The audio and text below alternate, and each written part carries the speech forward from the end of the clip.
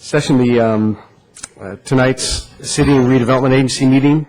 We met in closed session prior to this time, and any reports from closed session? First, Nothing to report, Mr. Mayor. Okay, Mr. Mayor. I'm sorry. Go ahead. Let's go and stand for the Pledge of Allegiance, please.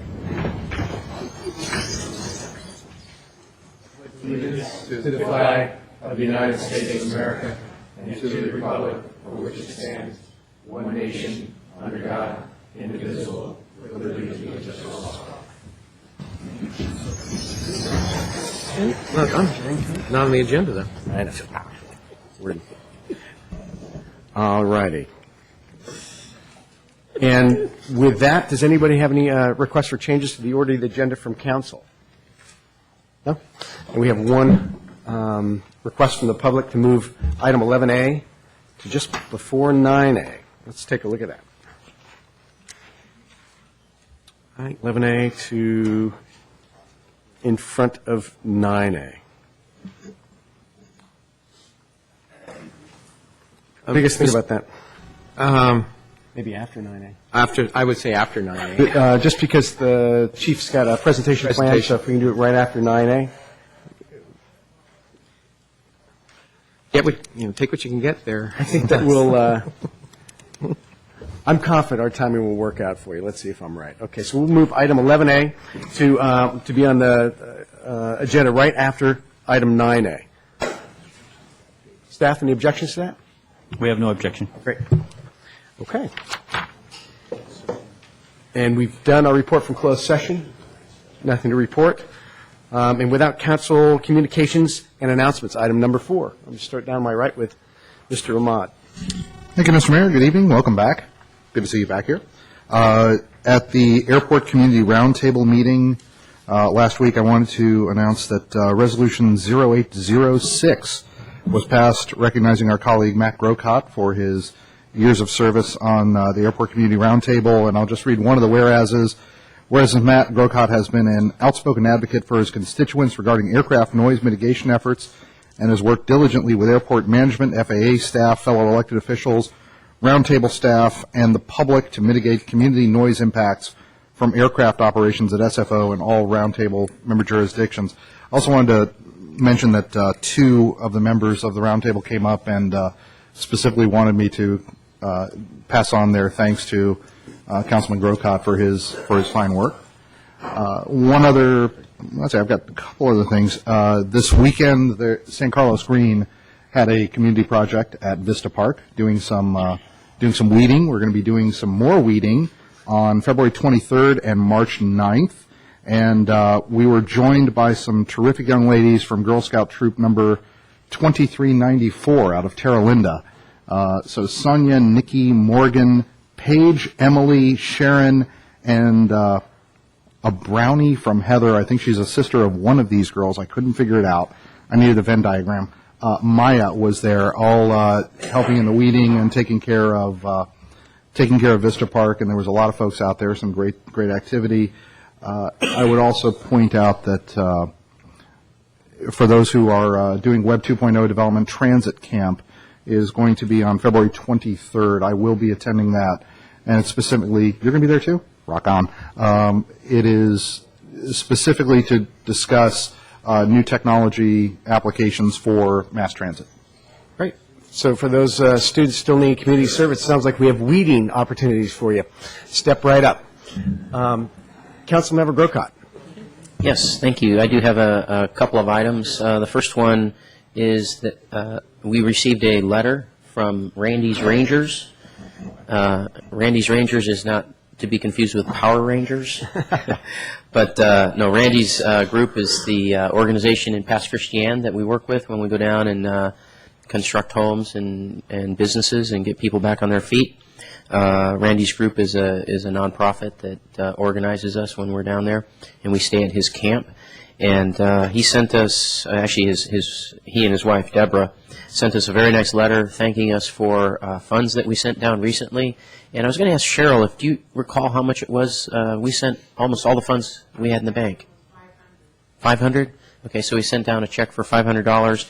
They were also thanking us for the last trip we went on and looking forward to our future trip, which is scheduled for March 7th through the 17th. So if any citizens of San Carlos would like to go with other citizens of San Carlos, what we do is we create a window of opportunity, if you will, that tries to include 2 weekends. And so that next opportunity is, like, say, from the 7th to the 17th.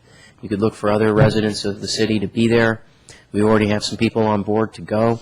And the idea is that you could go anywhere within those dates and see other people from the city there and work with them on projects. So you wouldn't have to go for the whole time, but you could find some time in between those dates.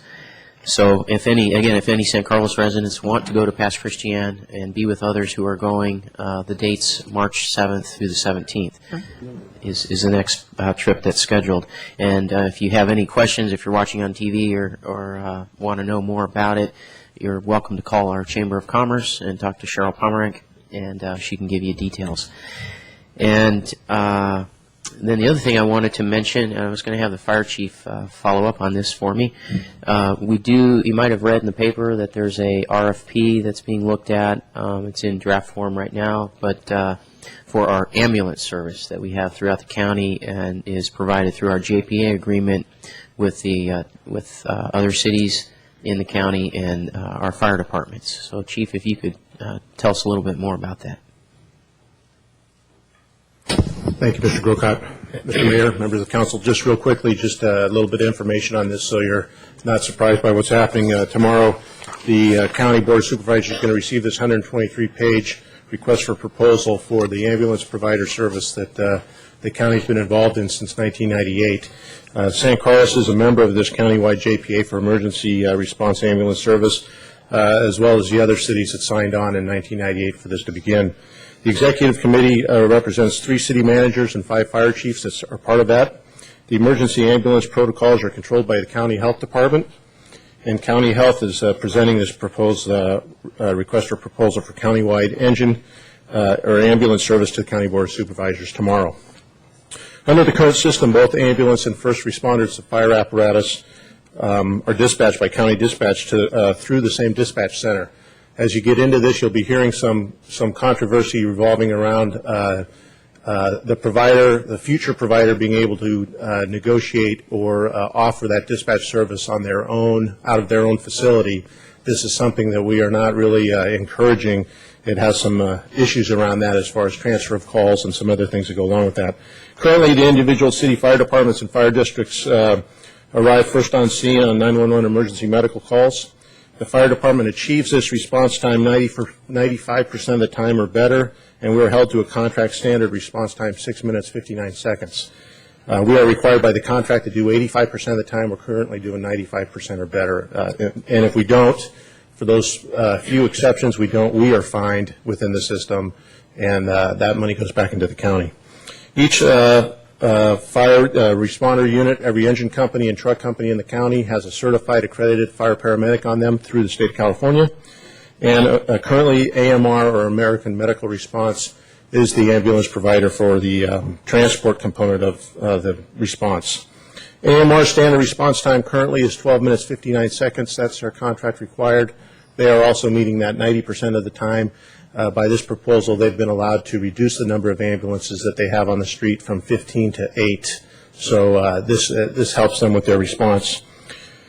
The RFP proposal would give the prospective ambulance provider 2 different options, a Model A and a Model B. Model A is a system that we all knew prior to 1998, which was an ambulance-based paramedic delivery system only, and the fire engines would be an EMT-based program, which we're not proponents of. We prefer the Model B program, which we have today, which is fire paramedics on all the fire engine companies and trucks, and with our response time that we're exceeding, and that the ambulance continue to look at their system that's in place now. We really don't encourage us looking back at something that we had prior to 1998 for a system of delivery in the county.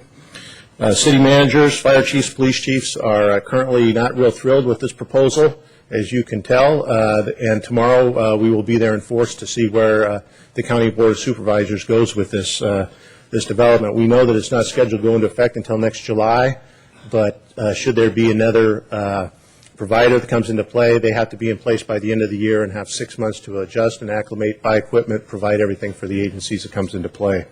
Chief, I'm just going to suggest maybe, too, if you give us a little bit of written information after this for the council, because it's a bit to digest. I can leave you a copy with this, and I'll email this to you. I just have one last thing of what the RFP leaves for you, and I'll give this to you. The proposal has potential to separate fire dispatch, ambulance dispatch, resulting in potential delays or lost transfers as they transfer the calls from county communications to another dispatch center. It also will result in less dollars being paid to the fire department. Currently, we get reimbursed for a majority of the costs that are included in this through the proposal that we're in place today. It'll remove some funding from the fire dispatch piece, and this will ultimately result in a lesser level of service based on the money component that falls into play. And that's about it. There will be more to report back. I just wanted you to have that information prior to hearing about it or seeing some more things in the papers. It comes down that there's a lot of information revolving around this. Great. Thank you very much for the update. Anything else, Councilmember Grocott? Councilmember Royce? Vice Mayor Gracilli? Just two things. I'm the San Carlos representative to the South Bayside Waste System Authority, and last week Mayor Warren Lieberman of Belmont, who's Belmont's representative, and I took a tour of the authority's physical plant down off of Radio Road. One of the reasons we wanted to take a tour is because of the situation that happened in Richardson Bay, and we were assured by our staff down there that it's a completely different situation, and that nothing is ever for sure in life, because you could have a perfect storm and you could have a lot of mechanical breakdown or computer breakdown or whatever, but what happened up there just isn't logical to happen down here with a lot of fail-safe that we have built in. And again, the reason I mention this is because this is one of the items that's going to be coming up in the next 6 to 9 months, if not even before, relative to dollars of replacing a 25 to 30-year-old plant that needs upgrading to the 21st century. So I just want to make that point. The other item I'd like to do is to congratulate our mayor. Last evening in London, his film Ratatouille collected a British Academy Award. So I'd like to... And it was really fun.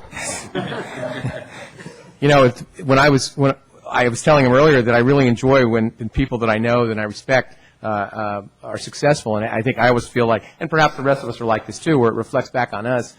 But he's been so darn successful and so darn won every award coming out the door. It's getting a little old, but we got one more to go. So anyway, that's all I have, Mr. Mayor. Thank you very much, especially for that last update. So I had a couple of meetings this week with San Carlos Education Foundation, and just a general, I'm the liaison there, so general update on their finances and fundraising, and they have the spring fling that's going to be March 1st, so that's a big fundraising event for them upcoming. And then secondly, I attended an awards ceremony this week down in Mountain View for the California Park and Recreation Society, and we had, I got to say, I think the other cities got tired of hearing San Carlos's name called. It was really fun, and I don't know if you've ever had the opportunity to hang out with a lot of park and rec people, but they're some of the nicest, happiest people on earth. It's really fantastic. But I just wanted to name some of the names that got honored, because these are volunteers that go above and beyond and really put in a lot of extra time into the city, and we rely on great volunteers in town. So some of the volunteer citation awards were for Rose Namowitz, Allison Anson, Virginia Martin, Allison Rake, Susan Todd, Julie Juergens, Kate Wormington, Regina Lewis, and the Community Care Program. Our Professional Merit Award was received by Linda Scannell, Donna Becht, and Vicki Galea. And we also got an award of excellence for our sports field maintenance, for the new maintenance that we've instituted over the last couple of years. So those were all really positive things, and it was fun to hear San Carlos's name called so often. And then finally, I'm not sure if everybody's kept up on this. Randy's been keeping me up to speed on this as well, but we had a San Carlin who walked in space today. I'm not sure if you're all aware of it, but his name is Rex Walheim, and he's a graduate of San Carlos High School, and I believe, Randy, you have a little bit of detail on that. Besides, I know he was floating around in space, hopefully tethered. He had a partner. He had a spacewalk this morning, and put together the lab that went up with Atlantis was in two pieces, put it together in one piece, and put it as part of the space lab up there. Another walk is planned, I believe, on Thursday to do some additional work on the space station. So that's great news, and it's fun to have a lot of success in San Carlos here. With that, we'll move on to item number 5, and prior to kicking straight into it, we have public comment on item number 5 by Jeff Grace. So, Jeff, do you want to come up?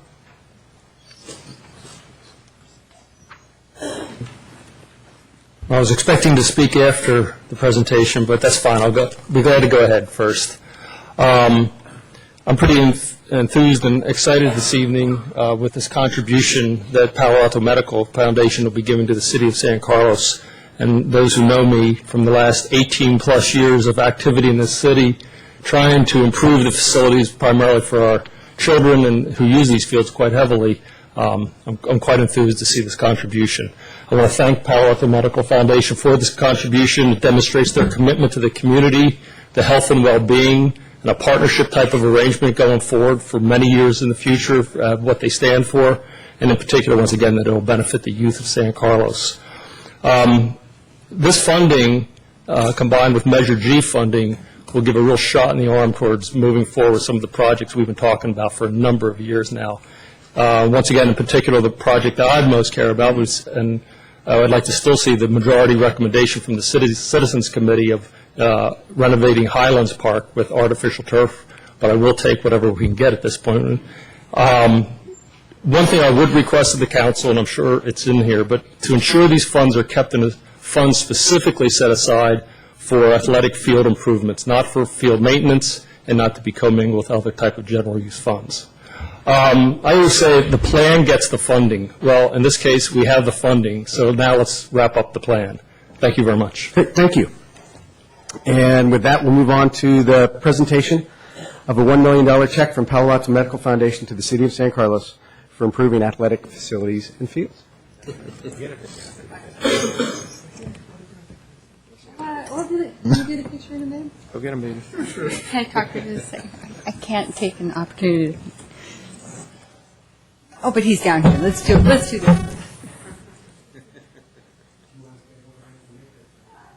What do you need?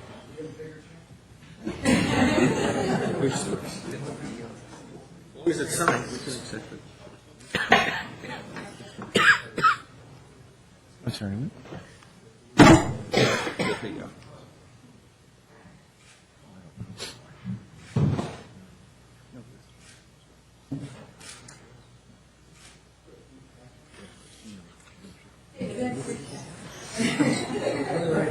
No, we'll just fix it after. Yeah, because it's too complicated. People will go crazy. Thank you for giving us the opportunity to do what is clearly largely a ceremonial act in presenting the check. I do believe that the money is in the bank. Okay, I can confirm that the money is in the bank, and this is a non-negotiable check. But it's nice to be back in San Carlos for something other than a EIR hearing, and it is with complete pleasure that Dr. Tony Marzoni, who is the CEO of the Palo Alto Division of PAMF, and I and Ben Drew of our Public Affairs Department are here to officially present this money. One more time, we'd like to thank the community of San Carlos for the support that has been shown to our project and for all the time that the council spent. We're joined here tonight by some people who spent an awful lot of time giving us guidance and introducing us to the community of San Carlos, a community that we have grown extraordinarily fond of. The money for athletic fields, as well as the money that will be conveyed to the San Carlos Education Foundation, is very near and dear to our hearts, because these are projects that are so consistent with our mission, but in a way that gets us into not only treating the illnesses that people present themselves with in our clinics every day, but to looking at some of the lifestyle and behavioral changes that truly make for a healthy community. It's our hope that in improving athletic facilities in San Carlos, that your children and kids playing soccer here will maintain healthy lifestyles, will be physically fit, and will be a part of a really wonderful community for years to come. So thank you for giving us the opportunity. Thank you. Council members, any Any comments? Well, I just want to say from the City of San Carlos, thank you very much, and we appreciate you guys making that donation early on in the project here. It's much needed by the city, and we're looking forward to a great partnership for a long time to come. Thank you very much. Thank you. Thank you.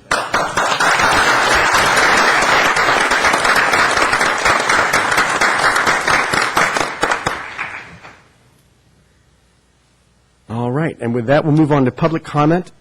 And public comment at this time is persons wishing to address the City Council on matters not on the posted agenda may do so, and that's 2 minutes per public speaker. And first, I have a couple of, Pat Bell.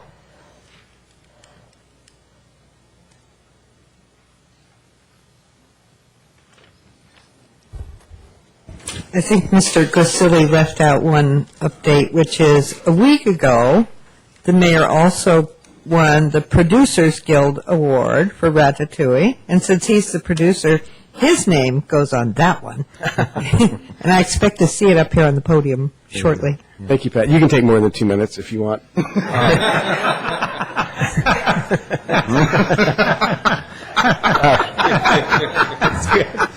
Yeah. Good idea. Council could vote on that, I suppose. And next public speaker is Bob Black.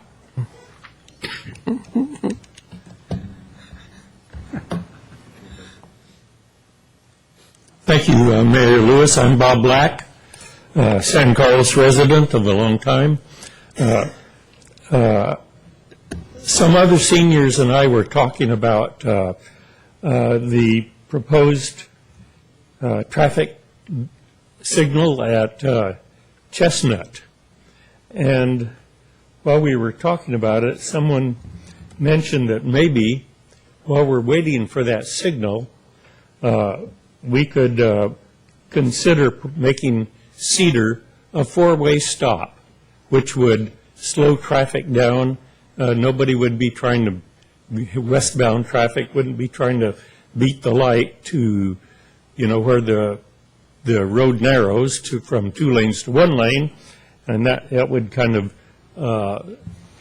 soften that problem. And maybe it's an idea that should be explored to be, discarded once the Chestnut light goes in.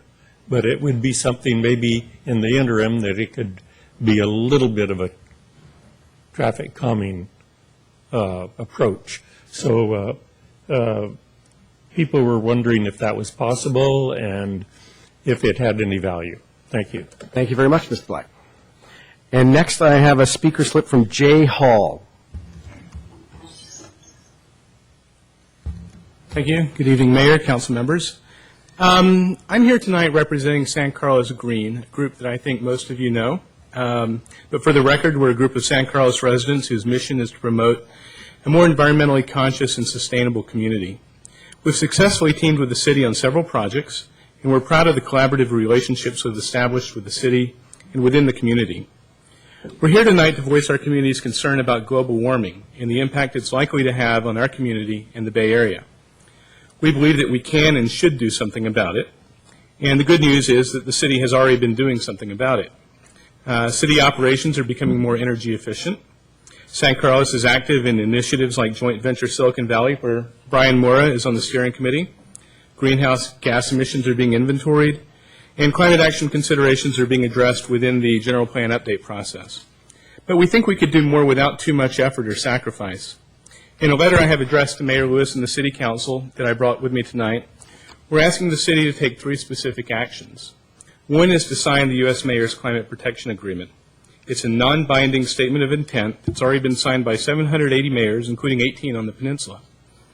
It costs nothing, and other cities have concluded that the illegal exposure, if any, is insignificant.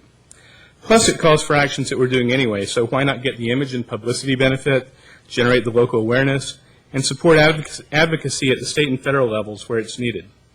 Number 2 is to develop a comprehensive climate action plan. Several cities have chartered task forces to help draft their plans, and this is an area where San Carlos could help. We have volunteer resources and subject matter experts that would be happy to reach out to our community and work with Brian and the groups he is already working with. And lastly, we'd like to see us adopt and begin phasing in a green building program. We don't need to reinvent the wheel. Low-cost turnkey programs like Build It Green exist, They're being implemented in several local communities. And we don't need to wait for the general plan update to be completed. There's no reason we couldn't start now with programs aimed at education and voluntary compliance. So we've been reaching out to the community and would like to discuss these matters with the council further and respectfully request a slot on the agenda at one of the next council meetings. Thank you very much. Thank you very much, Mr. Hall. All right. Is there anybody else in the audience that would like to address the council under public comment? Okay, good. We'll move on to number 7, which is the approval of the consent calendar. Consent calendar items are considered to be routine and will be enacted by one motion. There will be no separate discussion on these items unless members of the council, staff, or public request specific items to be removed for separate action. Council members, any motion or? Mr. Mayor, I move for the approval of the consent calendar items 7A, B, C, and D. Second. Lori? Councilmember Ahmad? Yes. Councilmember Grisilli? Yes. Councilmember Grocott? Yes. Councilmember Royce? Yes. Mayor Lewis? Yes.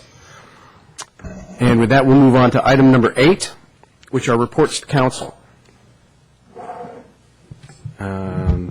Do we have any reports to council on that? We have no reports. All right, great. Thank you. And with that, move on to item number 9, which is a study session, police services and results of recent benchmark analysis by Chief Rojas. You just get set up here.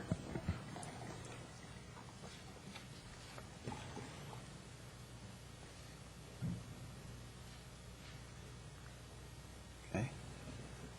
So far, so good.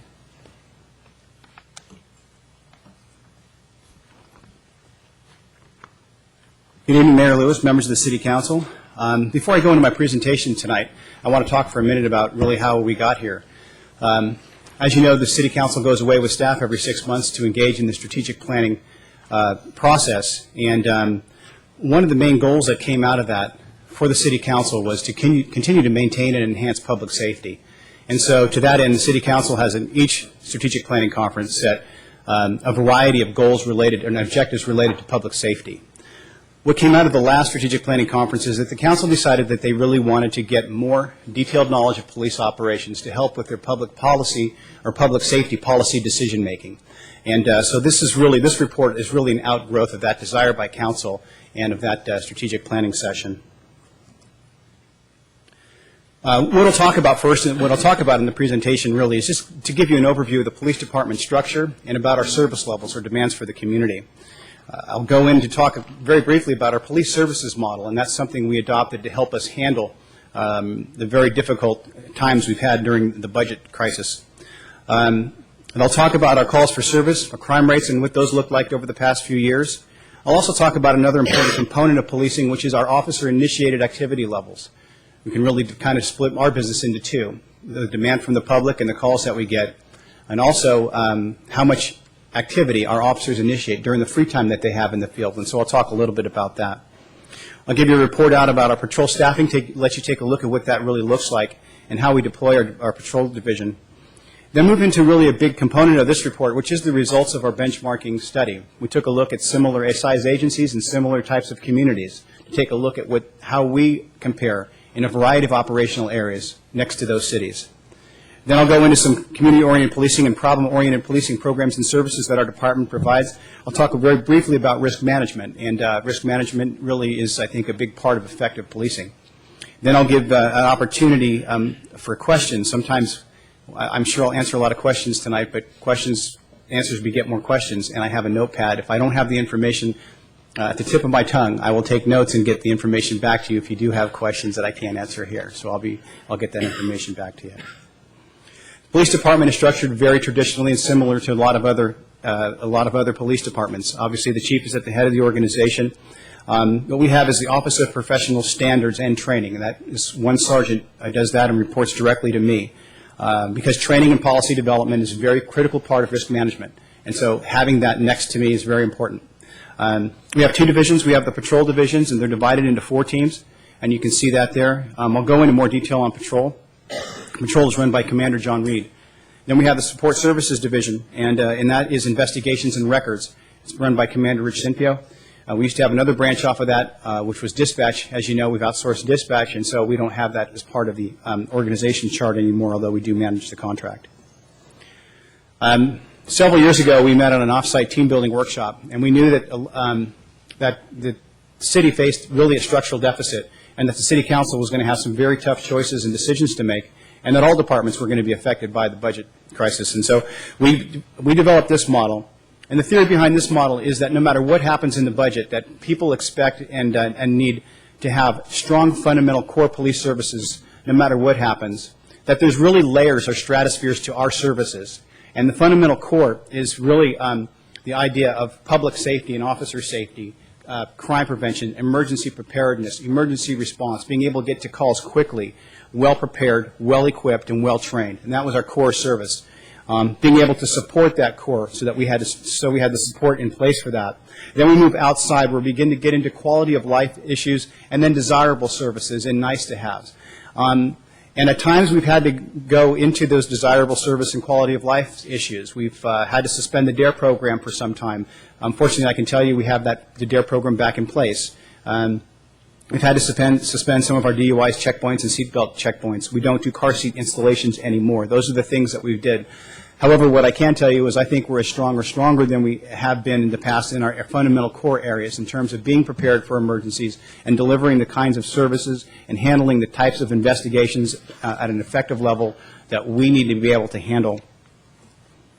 Calls for service, we respond actually to about 15,000 to 17,000 calls a year from the public, and then our officers and staff actually initiate about another 15,000. So we run at about 30,000 incidents per year in San Carlos. In terms of our crime rate, what our crime rate has been in the community, it's really held pretty consistent over the last 5 years. Haven't seen a lot of changes. We had a really surprising spike in burglaries in 2006, really one of the highest in years, but it's come down quite a bit in 2007. We were glad to see that. We've had some major increases in drug and DUI arrests. I'll show you those later. Those are actually not reflected in the crime rate chart you see.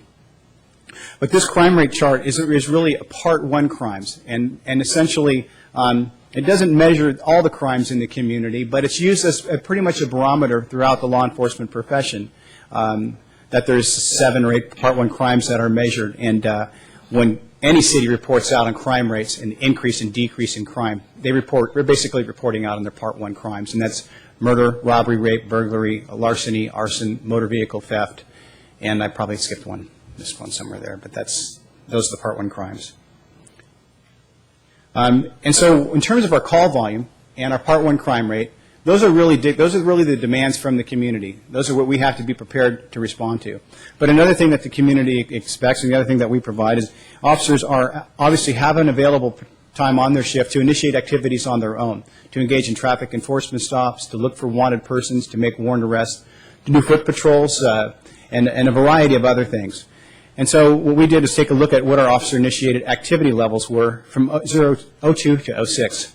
We haven't really compiled all our 2007 numbers. It's years just recently ended, but we're working on that. And you can see what, in terms of our DUI and drug enforcement levels, have increased considerably over the last couple of years as we've really focused on the fundamental core of our department. And I think it's important, the DUI arrest and things of that. The DUI arrest really is a public safety arrest, and it really gets people off the street who are dangerous. And the drug arrests, in addition to being illegal, a lot of people support their drug habits through illegal activities such as burglaries, car burglaries, and more recently identity theft. So the ability to be proactive in those areas and make a significant amount of arrests in those areas, I think really helps to keep the community safe. And I think it shows our officers have really picked up in the activity levels. And I think what's also interesting to note is that during the same time we've experienced this increase in activity levels, we've actually experienced a simultaneous decrease in staffing levels, and so those are really good numbers from our officers. Here's another a statistic that shows our adult felony arrests. Again, I believe that a lot of those are drug arrests. We have a lot of officers in our department who are really experts in drug recognition, who are able to develop drug cases, who have informants, and who do a great job in this area and make a lot of arrests. So it shows really a proactive policing on the part of the patrol officers. One of the things we did in the lead up to this presentation is we did a patrol workload study, and the $64,000 question of that study is how much available patrol time do our officers have? It's a critical question when looking at policing and patrol in particular. I think it's important for city councils to have that number and to know what that looks like and what that's all about. I'll show that to you in a second. Essentially, there are really three categories of time usage for patrol. We have 1/3 of the time of an officer's day is spent in administrative activities, and that's report writing, it's attending briefing, and it's going to court, and all those types of things. No matter where you go, no matter where you study it, it ends up to be 1/3. So it's a given, and we just use that. The second available chunk of time officers use is responding to the calls that we talked about earlier, calls from the public, and handling those. Then the rest of the officer's day is their available time, or their unobligated patrol time. And we did a 3-month study of the calls for service. And going into the study, we knew that in order for a police department to engage in proactive policing, to engage in problem-oriented policing and community-oriented policing strategies, we needed to have somewhere at 40% or greater available patrol time on our officers in order to be able to do that. When you start to go below 30% available, maybe say 35, 30, some bigger agencies it can be on some teams and shifts as low as 20% available, you begin to have a reactive police force that lacks the ability to engage in problem-oriented policing or effective community partnerships, and they just really run from call to call. So what we took a look at our day shift, and we found that on day shift patrol, we have 42% unobligated patrol time. That number is close to but above what is being asked in terms of what we need to be able to engage in problem-oriented policing, community-oriented policing. On night shift, as you might expect, there's a little more. We get less calls during that time. And we have about 48% available patrol time for the officers. And that's the time that they use to engage in enforcement, to engage in traffic enforcement, to make officer-initiated arrest, to engage in community-oriented policing and whatnot. I'll just take a look. It might be a little hard to read, or maybe it's a little easier up there, but I'm just going to show you. That is our patrol schedule for the police department. We run 4 patrol teams. Each team is on a 12-hour shift. Each team works 3 days and gets 4 days off. Then they work 4 days and get 3 days off. And it's sort of a self-relieving concept. It's a very efficient shift. And you can see that each shift currently has 1 sergeant and 4 officers assigned to it at this time. The yellow issue, the yellow shifts right there, those are our traffic positions. We had a traffic sergeant and 2 traffic officers, which we don't have at this time. And so those aren't present. When you look at the patrol shift, I can tell you by looking at that, what we try to do in the department is to never go below 3 officers and a sergeant on the street at any one time. We refer to that as a minimum staffing level. Well, we have 4 on a team with a sergeant. But if you look at the top team, you see Officer Granado, he resigned recently. So we're running at 3 and 1 there. Anytime any of those officers were to go sick, training, vacation, court, they have to be relieved and filled with overtime. And Officer Voget just came off of a leave status, but prior to that, Team 3 had the same situation. And so that's kind of where we're at staffing-wise right now. Part of that, really, a good part of it, too, is that, we have 32 authorized positions, but it's been difficult to fill them. I talked about the recruiting and retention challenges. We're about, I think, 2 or 3 down right now. And the ones, some that we have are in the police academy. So you really, from a patrol's perspective, you really never reach your authorized staffing level, whatever it happens to be. You always have turnover. You always have somebody in the academy. This is a look at the police department overtime usage over the past 4 years, 4 fiscal years, and with the 07-08 being projected. You can see it's really remained relatively constant, despite the fact that we've lost positions. In order to accomplish that, what we've done is we've adjusted our minimum staffing levels. We used to run at Friday, Saturday evenings with 4, maybe 5 officers for proactive enforcement. We used to have the traffic unit, obviously. But it wouldn't make sense to have our overtime increase substantially if we've had to maintain that, try to maintain that overtime level as much as possible. Otherwise, it'll just eat the savings that we had from the loss of the position. So we've tried to maintain our overtime levels as much as we can. And we've done it by really through reduction of some programs and also the reduction of the minimum staffing levels. I'll go in now quickly into the benchmarking report. Essentially, it's kind of nice to know, at least from my perspective as chief, and I thought maybe from the council's perspective as well, how do we compare against similar cities in a variety of areas? Where do we kind of stack up? To give some perspective to performance and to give some perspective to where we sit versus other people. I picked these 4 cities because they're similar. They have similar demographics, similar sizes, similar budget challenges to ours. It's Belmont, Burlingame, Foster City, and Los Gatos. Took a look at priority one call response times. These are the response times to emergency calls. Somebody said maybe a robbery in progress or a prowler in their house or something. This is how long it takes us. It takes us about 4.5 minutes to get there. I think if you can get at or close to 3, that's an exceptional response time. These are good response times for priority 1 calls. I'd like to see it closer to the 4-minute mark. But I still think these are very good response times. Priority 2 call response times, those are urgent calls, not, for example, a burglar alarm we consider to be an urgent call. It's not a high priority call like the others because most of our burglary alarms turn out to be false alarms. So we don't roll to those like we might a robbery in progress or something like that. And still, these are obviously very good response times to urgent calls as well. We took a look at one statistic, which is officer per thousand. A lot of people like to throw this statistic around as one that where you kind of the determinative stat of where your staffing is. I don't necessarily think that's the case. There's a lot of other issues related to how you decide what your staffing level will be in any given community. But we staff at about 1.14 officers per thousand. One other way to look at kind of the investment that you have, or maybe the efficiency of your investment, depending upon how you look at it, is the police budget per capita. And we took a look at the police department budgets and their populations of each community and came up with a figure just to kind of see how we invest per capita in policing in this community. A couple things that are important to note, though, on our slide, as you look at, you can see it's the lowest level of per capita spending on police services. We do gain in efficiency from our dispatch merger. For example, in Foster City, Burlingame, their communications budgets are pretty close to $1 million.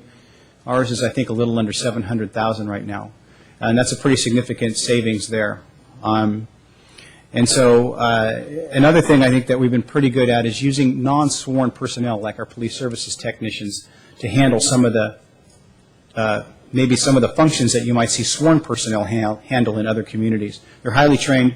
They're very good at what they do, including crime scene processing and things like that. So it doesn't necessarily reflect a low investment level. It could reflect efficiencies when you look at numbers like that. Another way to figure out, take a look at the department in terms of, how one of the things that we really, it seems obvious, when a crime happens, if it were to happen, the idea is to solve it and to arrest the person who did it. So clearance rates are a statistic that reflects your ability to solve crimes. And so we took a look at our clearance rates for violent crime versus the other benchmark cities and saw that they're relatively high. One thing I'll point out about Los Gatos is a 73% clearance rate for violent crimes is almost an anomaly. It's exceedingly high when you look at the statistics from the Department of Justice. And, I haven't talked to them. I don't know about their operations. It's just very high. I think, our violent crime clearance rate of 55% is a very good clearance rate. We took a look at our burglary clearance rates. Burglary is probably the most serious kind of crime that occurs on a regular basis in San Carlos. And, our clearance rates for burglary are, again, pretty high, higher than any of the other benchmark cities. Took a look at our ability to close larcenies or theft cases. Could be anything from, theft of lawn furniture off somebody's porch or those types of any thefts that are not burglary and robbery. And unfortunately, 11% is a pretty high clearance rate for larceny relative to the other benchmark cities. Another way to look at our initiated activity levels, and I had to use different benchmark cities from that, is DUI enforcement. and take a look at Pacifica, Belmont, and I think this other city is Foster City. There is not two Belmonts, and so my apologies for that. But what it does is it takes a look at the number of people that we arrest and book into the First Chance, which is the alternative booking facility for drunk drivers. And Menlo Park has a larger agency than ours does. Pacifica has a larger agency than ours does, and it clearly reflects proactive enforcement on the part of our officers. I talked about earlier that kind of piece of the pie that's available to the officers and that allows them to engage in enforcement, community-oriented policing, and problem-oriented policing. You know, the theory behind problem-oriented policing, community-oriented policing, is that policing is a partnership between the police department and the community. We have to kind of do it together. So there's some things that we've worked well together in terms of with the community, and some programs that we have that are ongoing and that we've had in the past. One is the Circle of Safety program. That was an award-winning traffic program designed by Commander Cinthio that we use to teach seatbelt safety to kids. Then we have the Juvenile Diversion and Early Intervention program. That was a program that won an award recently. We have a DARE and School Resource Officer, again, working with the schools and working with parents for early intervention and delinquency prevention. We work with the fire department and with Belmont Police on the community emergency response teams. We have a very active CERT team, and we have a lot of members, and maybe one of the better CERT teams around. We have the PAL program, which you're aware of, and prominent people in the community work with us and sit on the PAL board to help to keep young people from getting into trouble and have them find alternative things to do with their time. As a department, we always try to be present at community events with the booth and with our car and our Dodge Charger out there for people to take a look at. And we do a lot of safety tips and education via our community access channel. The problem-oriented policing part of it, essentially the theory behind problem-oriented policing is why respond to calls over and over and over again of the same type when you can work to solve the problem at the root. And we've done a lot of things, and we work a lot to engage in problem solving in the community. We did have for a while an unusually high call volume at local bars. It involved a lot of things such as public intoxication, fights, and those sorts of things. We've worked closely with alcoholic beverage control to monitor those bars and enforce ABC laws in those bars.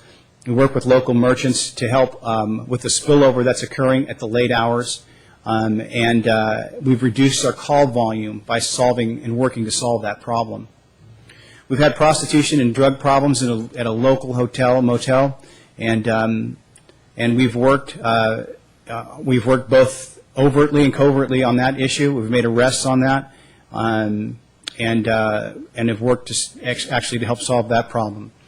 We usually experience that anytime Redwood City Police, they have a street enforcement team. When they clamp down on their motels and they are getting very active in their motels, we may see some spillover in ours. We deal with copper theft is a big deal now, and you're getting people stealing copper from all over the place. And there is a place in San Carlos that you can actually sell copper back. So we worked that place pretty hard. We've made some arrests out of there. We work closely with the merchant there. Illegal solicitors, it's been a problem. People going door to door. I take the opportunity whenever I can to let people know to either, not to answer the door to those people or ask for a permit and get them to go away. When we see them, we're very aggressive with the illegal solicitors in terms of enforcing it. If they violated the law, we'll cite them and we'll take their stuff. And we've done that over and over again. There are situations where people who are engaged in illegal soliciting, they're soliciting for some company, and if they see an opportunity to commit a crime, they'll take that opportunity. And on occasion, it's been a violent crime, so it's nothing we take lightly, and we ask the community not to either. We have day laborers at the Home Depot, and you're aware of that, and we've worked and done everything that we can to deal with the public safety issues associated with that, while simultaneously not trying to trample on anybody's rights. And it's been a fine line to walk sometimes, but we've done the best that we can there. And then another issue is kind of the abatement of nuisance properties. There's properties in town that we had a property in the industrial area once where people were kind of squatters, for lack of a better term, had moved in, were engaging in drug activity and those sorts of things, and creating a lot of calls. So we worked with planning staff, city attorney's office and whatnot to try and work to abate that property. And then the last issue to talk about really is risk management. There's really a lot of risk associated with our business. I mean, we respond to 30,000 incidents a year, and my staff carries guns and handcuffs, and so we work hard to manage the risk associated with that. We worked and developed a brand new policy manual recently, really a state-of-the-art policy manual. We have digital cameras in the patrol vehicles, and anytime an officer rolls Code 3 or often even pulls up to an incident, we can record actually what's going on during any kind of a Code 3 run, during a pursuit or whatnot. The camera activates. When an automatic weapon is pulled out of the car, the camera activates. So we're able to audio tape and videotape a lot of the patrol occurrences, and that helps from a risk management and litigation standpoint. We have tasers. Our officers carry tasers. I'm supportive of those. We had an incident a year ago where one of our officers used a taser in an incident that I think that our investigation revealed would have called for the use of deadly force. The officer used the taser instead, and I believe that use of the taser saved the woman's life, who was approaching the officers with a knife. And so all those top three, the new policy manual, the digital cameras in the cars, and the tasers, all were funded at least partially or not, if not fully, by ABAG. And so ABAG sees these as really important risk management issues as well. They paid completely for the new policy manual, and they paid a lot for the digital cameras and the tasers. We have a wellness program at the police department, and I've worked closely with Jeff Maltby and the city manager to really kind of ramp up our wellness program, and it's really designed to keep our officers healthy. And I can tell you that I think with the exception of just 2 officers, everybody has signed up for the wellness program. And, and I think that really helps in terms of their own health and fitness, their own ability to stay healthy and to not get injured. We do obviously a lot of advanced training, and recently we've gone a series of audits in the police department. We've had an outside audit of our evidence room and our property where they looked at all our guns, money, and drug cases to make sure everything was where it's supposed to be, everything was weighed and labeled properly. And so we've done that. We've audited our field training program as well to make sure that the way we train officers is consistent with making sure that we have well-trained and officers and well-documented training. And so risk management, again, continues. It's always on the forefront of my mind, and I think we do a lot in that area. So that's a brief overview, and I'd be prepared to take any questions if you have them. Great. Councilmember Grocott? Thank you. I had a couple of questions. Find that page if I can. Thank you very much, by the way, Chief, for a very well put together report. Questions I had are related to what we have as page 1, I guess slide 3, which is the one with the circles. Okay. Just using that as a starting point anyways. Okay. I wanted to find out where some activities would fall. One was at one time, I don't know if we still have an ongoing program or not, but we were doing dealing with gangs and working with other departments on gangs. I was wondering where vehicle abatement and graffiti abatement fall under these, and then I have another question, but I'll let you deal with those first. From my perspective, gang abatement falls into the first fundamental core one, and the ability to make sure that we fortunately don't have a gang problem in this community, but it borders us, and we have to participate in a regional approach. So to me, it's in the fundamental core and in the top area. In terms of vehicle abatement and graffiti abatement, those are generally quality of life issues, and those would be under the third core. I can say, though, fortunately, we have been able to do pretty well in those areas in terms of vehicle abatement, and we haven't, or graffiti abatement, we haven't stopped that service. We're able to provide that service. On vehicle abatement, one reason is because we get money back for doing that, and graffiti abatement, it's just too critical to get that off the wall quickly, and so we do pretty good in both of those areas, I believe. We're still doing the photography of the graffiti so that if something comes through, Yes. recently in the paper there was a conviction of some individuals, and perhaps we were able to participate in that. I don't know. We do take pictures of that. A lot of times it will go across communities. We may not be able to actually clear our case because they may not confess to it, but or charge them with it, but we'll know who did it at least. Okay. And then the other question I had, again, just using this as a base, perhaps that's where I put my notes, is how often does a traffic stop turn into a larger event in terms of crime? That's a good question. I'm going to guess and say maybe 1 in 25, and it could be maybe 1 in 20. It could be anything from somebody driving on a suspended license who gets their car towed to somebody who has a warrant. Somebody's under the influence of a narcotic or something like that. But our officers are trained in a stop to look beyond the stop. Officers are trained if you stop somebody for a red light violation, you're just not going to get in there and write a red light ticket and get out. You're trained to look beyond the stop, observe the symptoms of the driver, make sure that the person doesn't match any descriptions or any bulletins that you've seen, those sorts of things. Okay. And then, if I might, just the rest of my council members, I think especially Bob and the mayor know that one of the issues that I've had on this council is the reduction in staffing, the loss of a traffic sergeant, and it's all because of funding. And I would like to see that come back to us, that we fund that officer, and perhaps if we could have get back the dedicated traffic unit or something to that address that issue.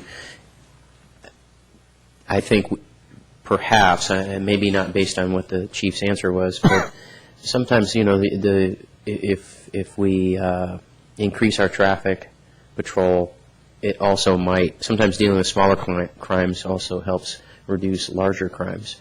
But I also think the community is saying to us, we've heard over and over again about pedestrian safety and so forth, and traffic speeding and so forth. I think it's something we need to address at some point when we can. To that point, if we were to consider adding another head count, would your suggestion be that it would be in the traffic area that Councilmember Grocott is discussing? Yeah, I think if the council said to me that we want to add a position where is the best place, my recommendation would be that to restore the traffic sergeant's position. Because you get more than just traffic out of that position. Then two more questions, if I might. I would just, and you probably don't have that tonight, this answer, but looking at your police budget per capita, one of the questions that came to my mind, and it's related to this traffic issue, is, if we were to get closer to the the second lowest figure, we're the lowest at 285.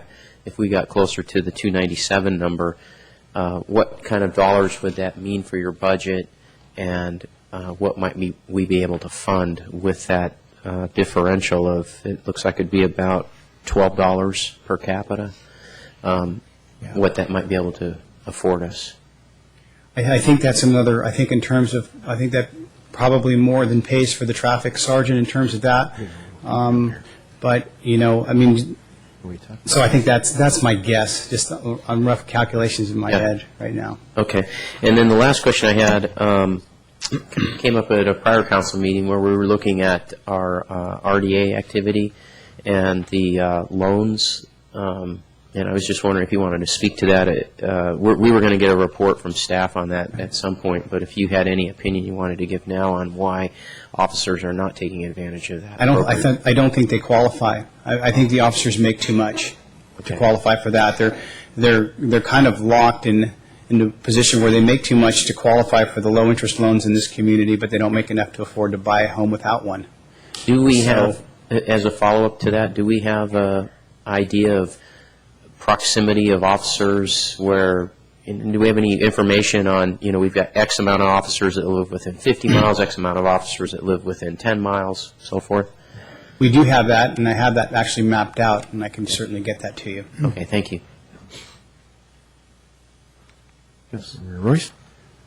Well, first, I'd like to pass on, I think we should all be proud on clearance rates and how safe it is in our town, but we can't assume it'll be safe tomorrow. Right. We need to continue to work. And we've been working in your department very hard with the cutbacks, and the work is still there. So thank you very much. First question is on the benchmarking, the two slides on, how much per capita the 285.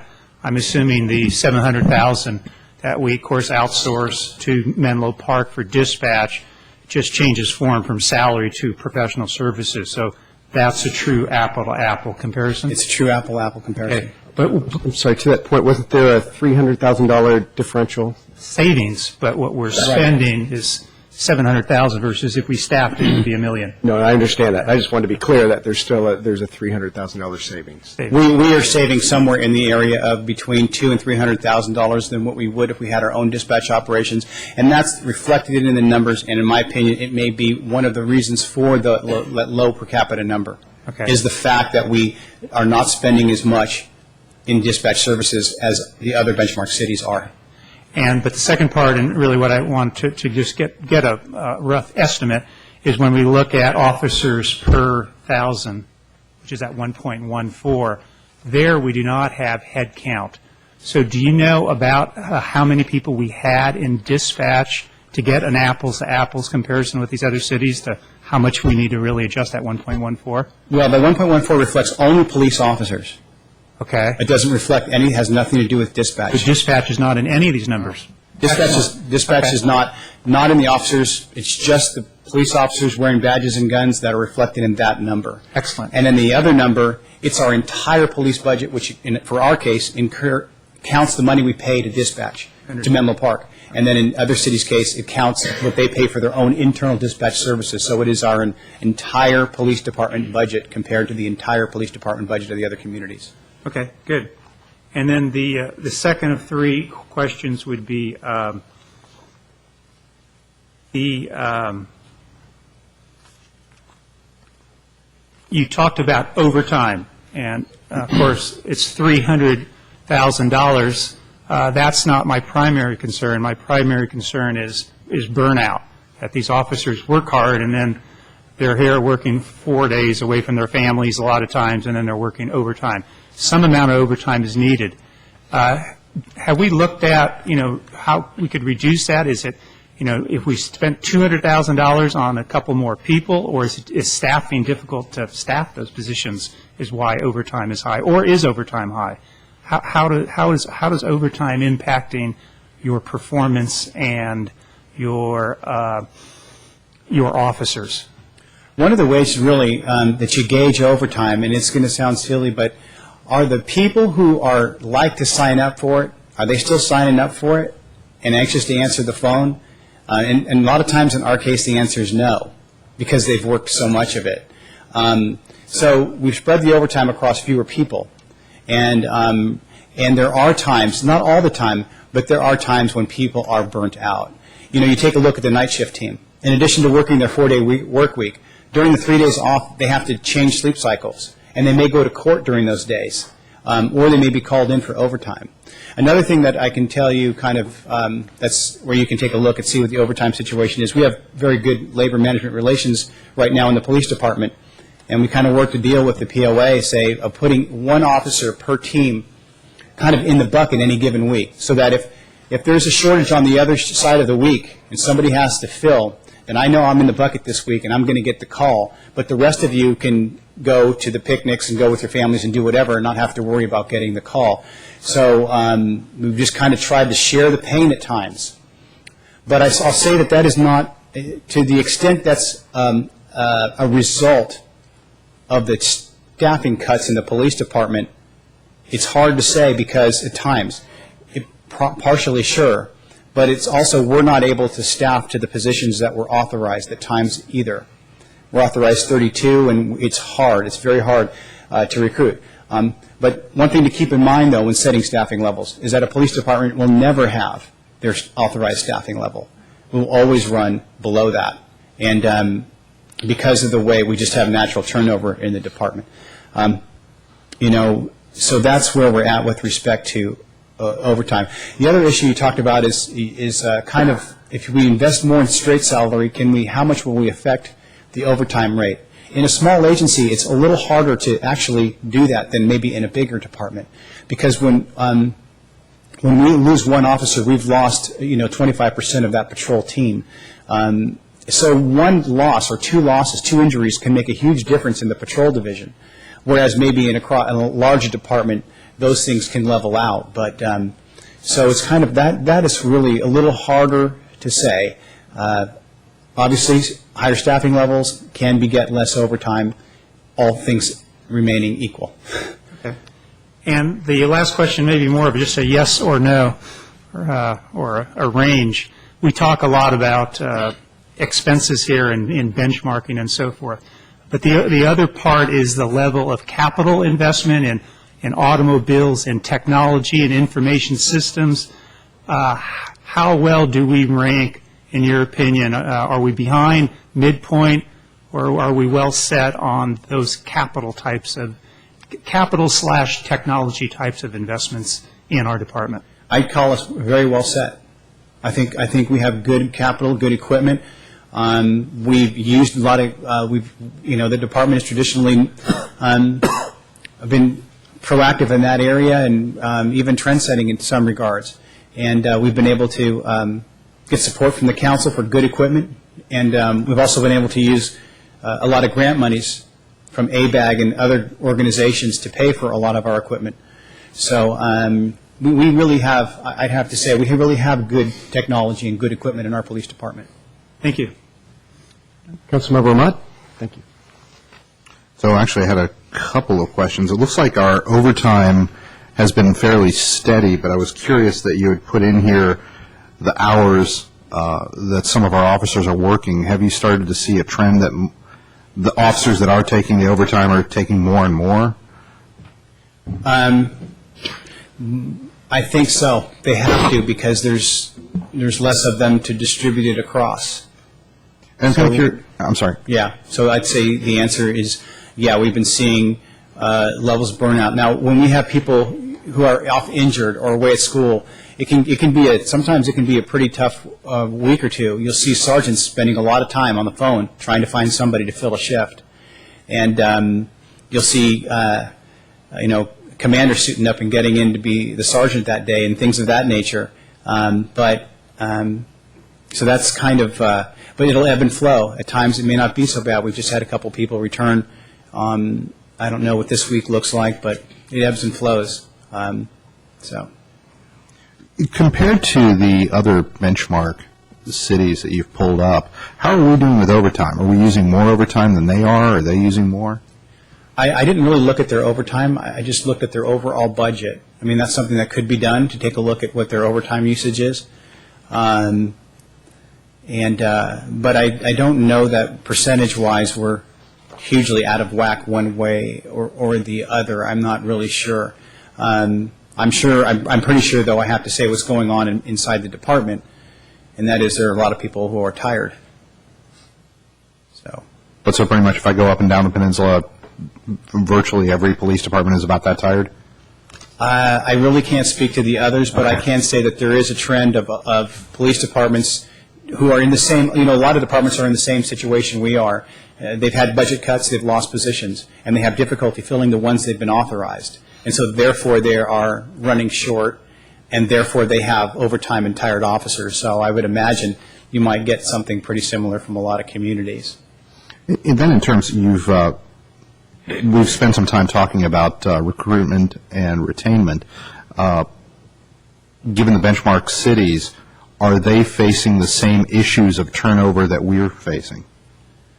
Yeah, I don't think our turnover rates are any higher than anywhere else right now, and they are certainly experiencing, all the cities and all the chiefs that I talk to are certainly experiencing the same issues that we are with respect to recruitment and retention of police officers. Let's see, just a couple other things. I guess I was curious a little bit about the DUI in terms of, I guess, looking to our neighboring cities. Are we catching a lot of people on El Camino going between, or what's going on here? I don't know the location of all those arrests, and I don't know percentage-wise that are on El Camino. But I think really we make DUI stops all over town, including sometimes in people's driveways. And so we make them all over the place. What I think is going on from my perspective is, I think we have a very proactive department. I think we have officers that like to stay busy. They like to engage in important enforcement activities like DUI enforcement. And, so I think that's what we have going on. Well, I'll just conclude, Chief, that it takes a lot of hard work to make something look effortless. And I think a lot of folks in San Carlos feel very, very safe because you and your entire staff do an amazing job. Thank you, sir. Vice Mayor. Chief, I was sort of going to piggyback on what Councilmember Ahmad's question was. On the drugs and DUI arrests, would you, or can you even speak to the fact that the other peninsula cities have approximately the same numbers that we do? My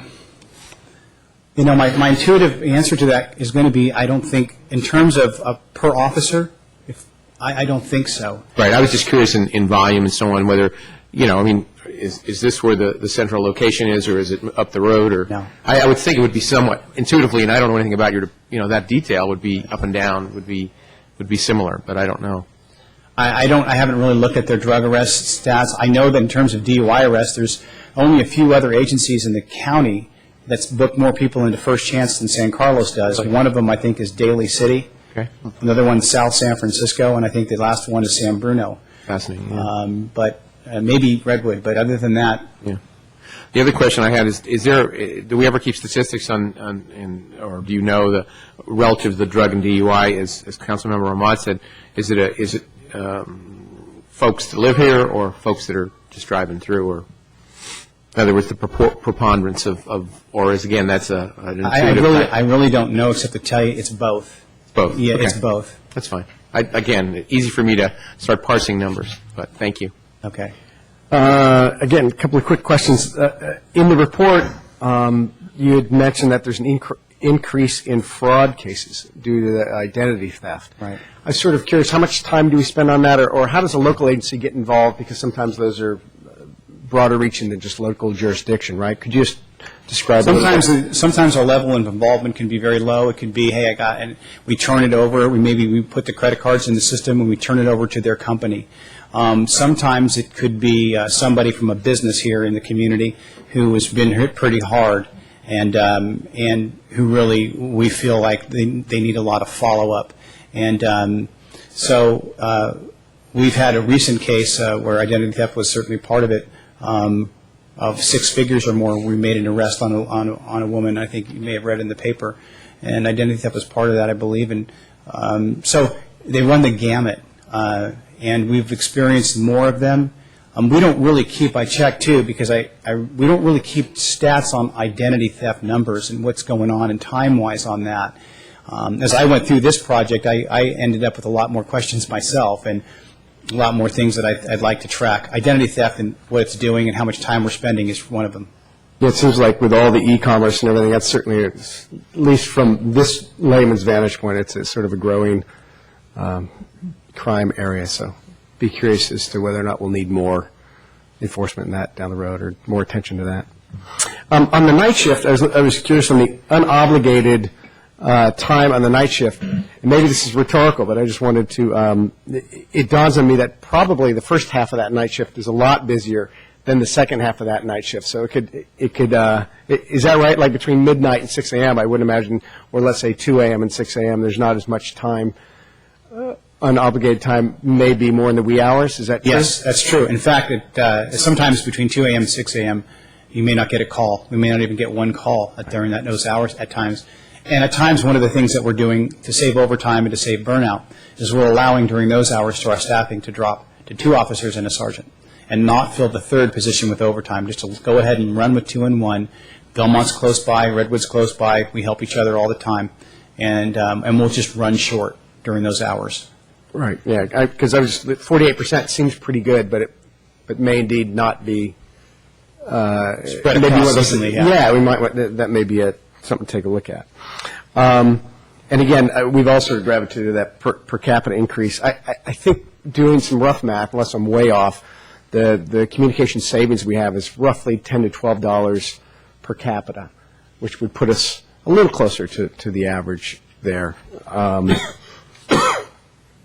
I think doing some rough estimates on that. And then finally, I just want to say that, and I encourage any citizens that want to read this report, it's a really well done report.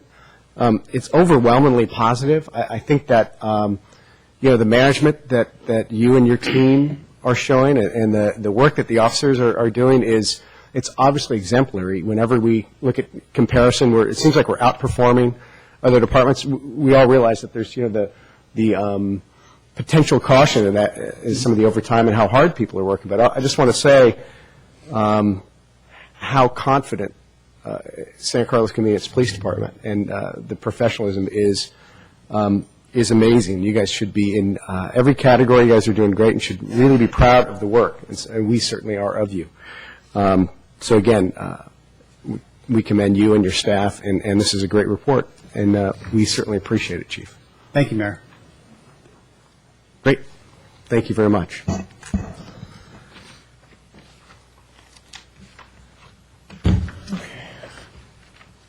With that, we go on to item 11A. Thank you.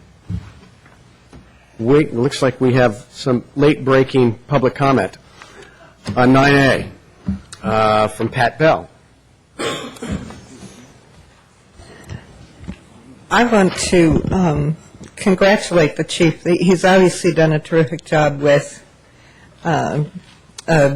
staff that is right that's not as high as other cities, and with a budget that's not as high as other cities per capita. And I would support what Councilman Grocott said, that we should give that position back to our police department. I think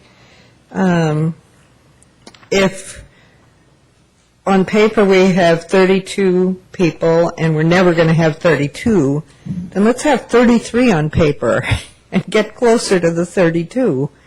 I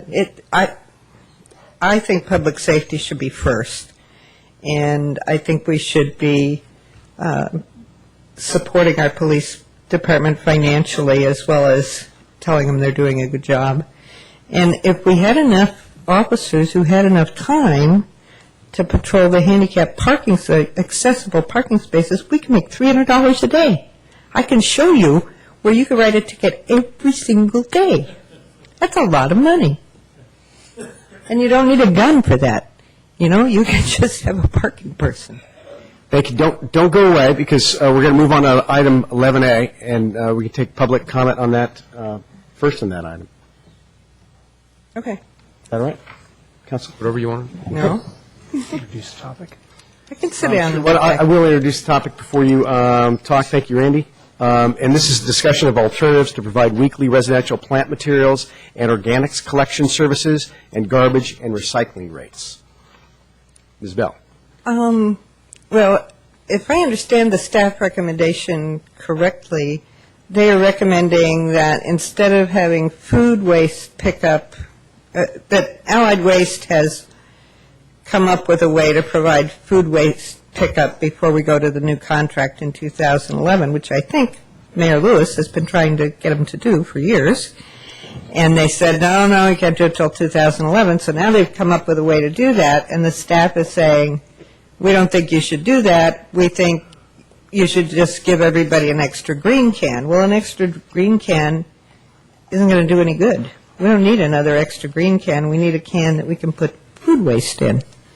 So I would encourage the council to look at this very closely and see if there's a way to actually get the organics, it's called organics recycling, in place ahead of the new contract. Because that's, this could be in place in 2009. That's 2 years of increased recycling. Almost everybody throws away food waste. And we are not up to the state mandate for recycling. If everybody put that food waste in the recycling, that would help us get there. I compost most of my food waste, but I would pay an increased rate for my garbage service in order for San Carlos to have this service, even though my food waste is about this much because I compost the rest. I'd be happy to pay $2 more a month in order for San Carlos to have this in place early. Thank you. Thank you very much. Pat Potter?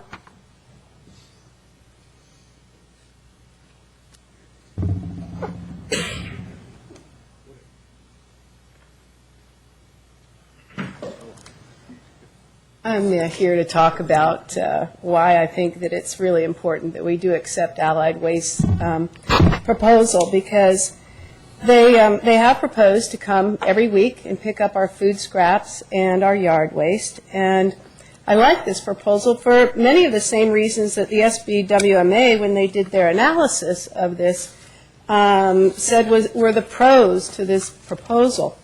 And they said the impact would be a significant climate change impact.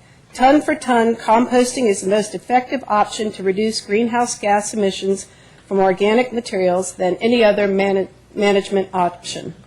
Organic waste decomposing in the absence of oxygen in a landfill produces significant methane emissions. Since methane is 21 times more potent than carbon dioxide as a greenhouse gas, reduction of organic material sent to the landfill is the most preferable management option for this material. In addition, food waste produces more methane than any other organic material disposed in landfills. Another pro that they have in here is that it reduces the rate impact of the new collection services program that will replace the existing program in 2011. It provides greater convenience and additional services to the residents, and it provides services to residents now that will be a cornerstone of the new collection services program that will replace the current program in 2011. So the question is, what's the hesitancy? Why would staff suggest that we just add an additional green box every 2 weeks, additional yard waste can? And I think that it's probably because it's going to cost more money. Obviously, if you're going to send a truck out every week, you're going to have to pay for that truck. But how much is that going to cost us? Because the cost is really being borne by the residents. The SBWMA estimates that it's 3.6 to 5.2% if all the cities sign up. However, not all the cities will sign up. So let's say it means our rates will go up 10%. What does that mean? My rate is $47.91 a quarter. That means $1.60 per month for me, or the cost of a cup of coffee. And my rate is based on a 32-gallon bin picked up every week. Pat, I just want to let you know that it's usually 2 minutes. You're going over a little bit, so if you could conclude, please. I will. That's right. We're not touching 8 minutes right now. I really thought I talked too fast, but okay. So if they pick it up if they pick up my food waste every week, then I'll reduce my garbage bin to a 20-gallon garbage bin, which means that my garbage bill will go down $2. So the net savings to me is 40 cents. And I just have to tell you, one of the most important reason is that San Carlos's diversion rate is abysmal compared to the other cities in the SBWMA. The San Carlos diversion rate is the lowest of the 10 SBWMA cities reporting for 2005, is below the legal minimum, is lower than the year before, and shows the least improvement of any of the 10 cities compared to 1990 rates. While other cities doubled their diversion rates between 1999 and 2005, San Carlos has only managed a 3% improvement. Thank you. Thank you. Bob Black. Are you 11B? 11B. I'm sorry, it was a handwriting issue or an eyesight issue. Let's blame it on me. We'll save you for 11B. With that, do we have staff report? All right.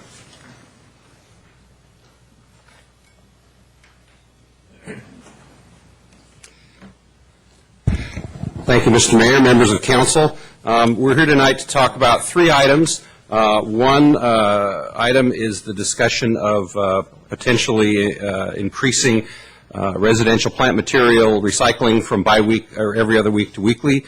The second is the item you just heard about, the organics collections, making that weekly. And the third is a discussion of whether or not to increase garbage and recycling rates, even though at this point there is not a need to do so.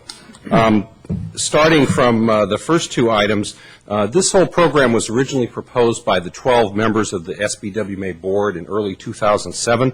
As you know, the members of the SBWMA board have been looking for some time at ways to increase the diversion rates for the 12-member agencies. At this point, 9 of the 12 agencies are above the 50% requirement. There are 3 that are not. Those 3 are San Carlos, San Mateo, and Foster City. In 2007, the discussion was whether or not there was a way to come up with an affordable program to move plant collection and organics to a weekly rate.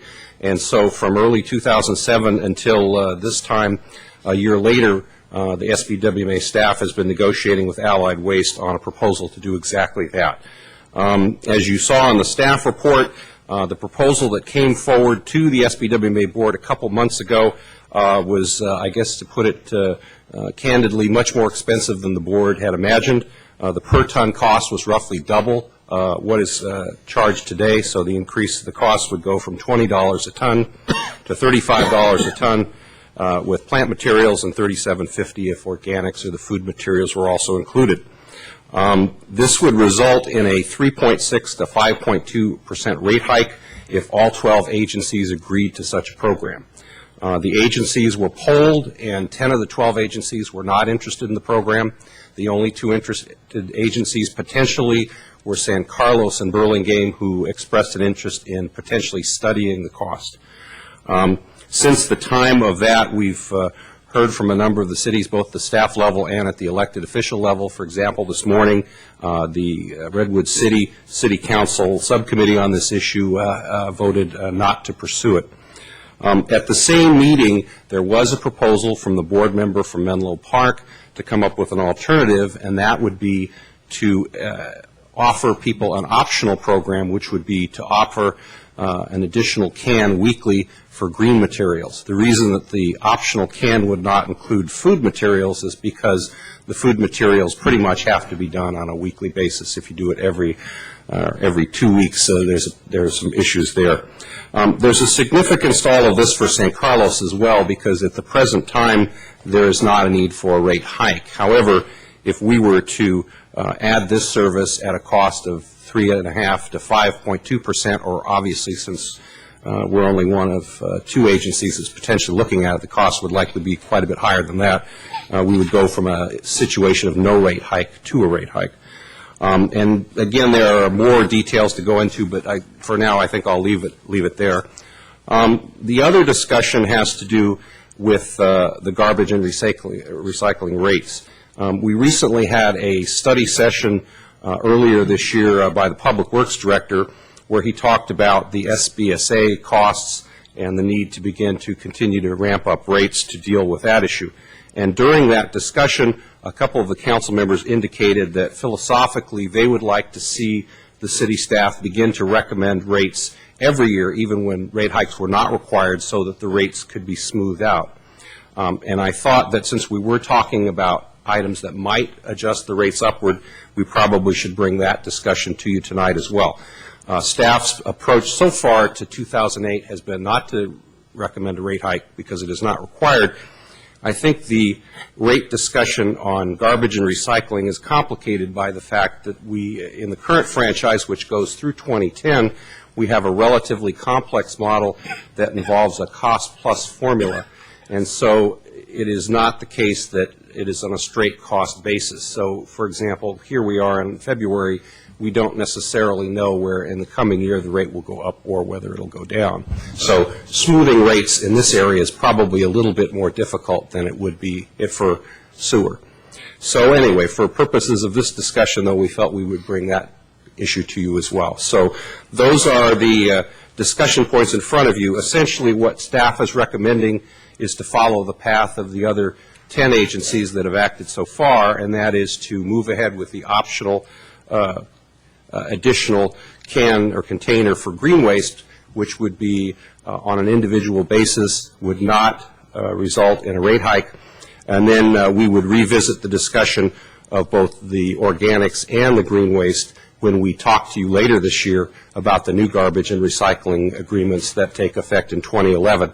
Another piece of the puzzle here, of course, for the 10 agencies that have acted to date is that they are looking at the fact that on a new program such as this, you can amortize the cost over 10 or more years. So obviously, even a small cost can be evened out, where here we're talking about a remaining agreement of only a few years. And so any new costs such as this, where you're adding new equipment, new individuals, new technology, new containers, can be quite expensive when spread across an entire community.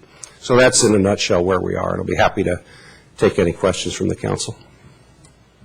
Councilmember Grocott? I would like to know, because I think it relates to this whole issue, and if we're going to weigh priorities and so forth, where are we with food collection, waste food, if you will, with restaurants? And secondly, where are we with recycle bins for our downtown area or in our parks? I remember former member, Councilmember Doherty, was strongly interested in, can and bottle collection in parks or downtown and so forth. Where are we with that program? Okay. Let me start with the second question and go backwards. And the question of recycling services for parks, I understand that Barry Weiss is researching that as we speak, and he's supposed to have a report for the council shortly, so I'll defer that to Barry. Excuse me, Mr. Moore, would that also then include the downtown, like Laurel Street, the containers we have there? Yes. Very good. Okay. Yes. Very good. Your first question about restaurants is a good one.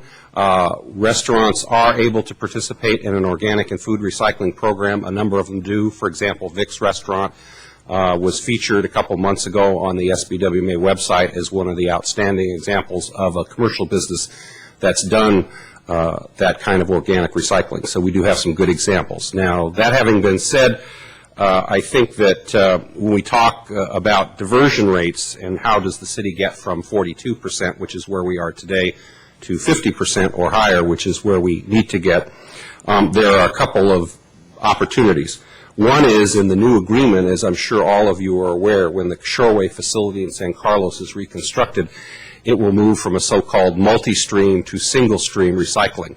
And that was the comment that Ms. Bell made about certain things are not able to occur before 2011. That's the prime example. Obviously, we have to rebuild that entire facility at a cost of $18 million or more before we can do that. However, when that happens, the recycling rate for all of the communities will increase, and that alone may be enough to move some of the communities to the target or above. But there are some other opportunities that we're exploring and we're going to be working on regardless of whether or not some of these programs move forward. One is the city's so-called construction and demolition ordinance, or the C&D ordinance. We have that in place, as do most of the other communities.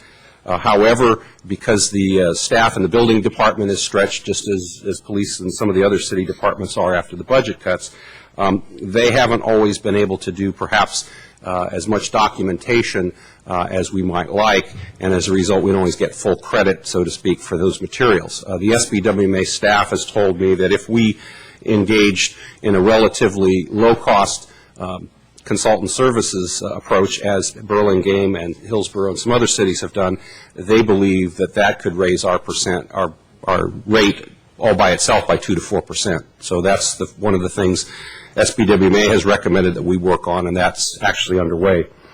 Another thing that we've done this year is we've talked to the Chamber of Commerce and their Green Business Committee about looking at encouraging businesses to voluntarily raise their recycling rates, because to your point, Councilmember Grocott, while residential recycling in San Carlos and most of the other cities is around the 50% mark, business recycling in this city and most of the other 12 agencies is much, much lower. I think it's on the order of 28%. So that's really the area where improvement is needed.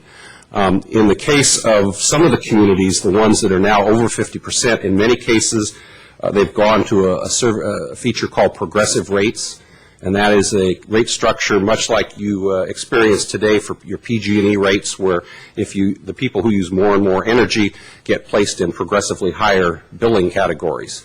And in fact, actually tonight in Redwood City at their council meeting, they are moving to that system for that very reason.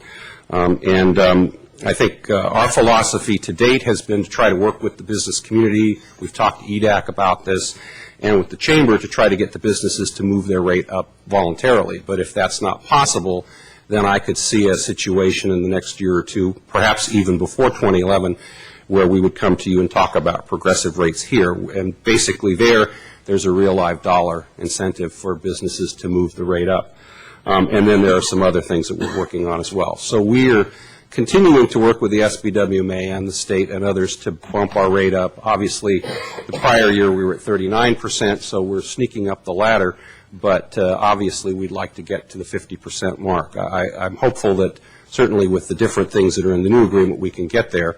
And indeed, when we come back to you later this year with the new agreement, as I'm sure Council members Lewis, Griselli, and Grocott recall from our presentation last year, we gave you that very large spreadsheet of all the different things we could add to the current service agreement. The downside, of course, is each of those costs an additional amount on the rate. So there is a trade-off on each of these areas between cost and benefit, and that's something that we'll certainly come to you with recommendations, but ultimately this council will have to decide what the package of those things are in San Carlos.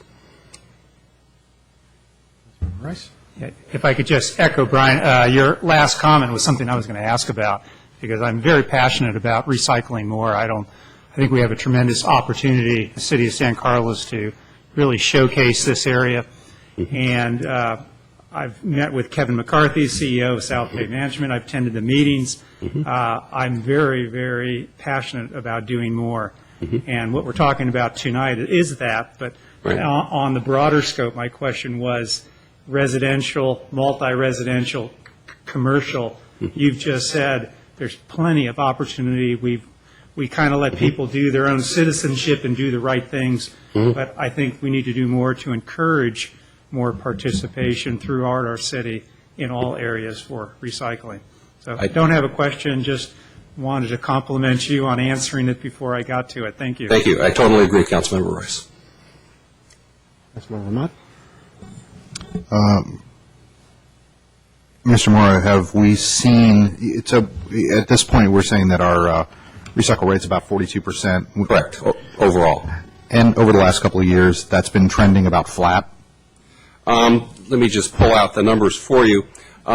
Essentially, it has fluctuated in our community between 39 and 44%. In the last couple of years, we've picked up a few points, so I think we've made some progress.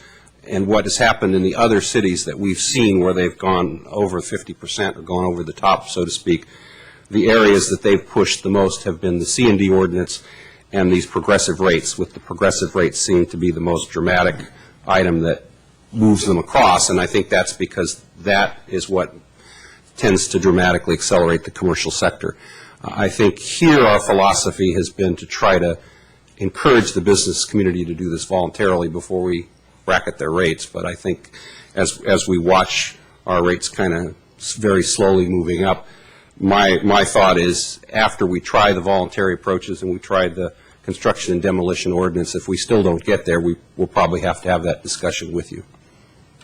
And so then, as I understand the city's position from what you're telling me, is that essentially everybody in this district or 10 other agencies have said, not too interested. And if we want to do this, Allied is basically putting the screws to us.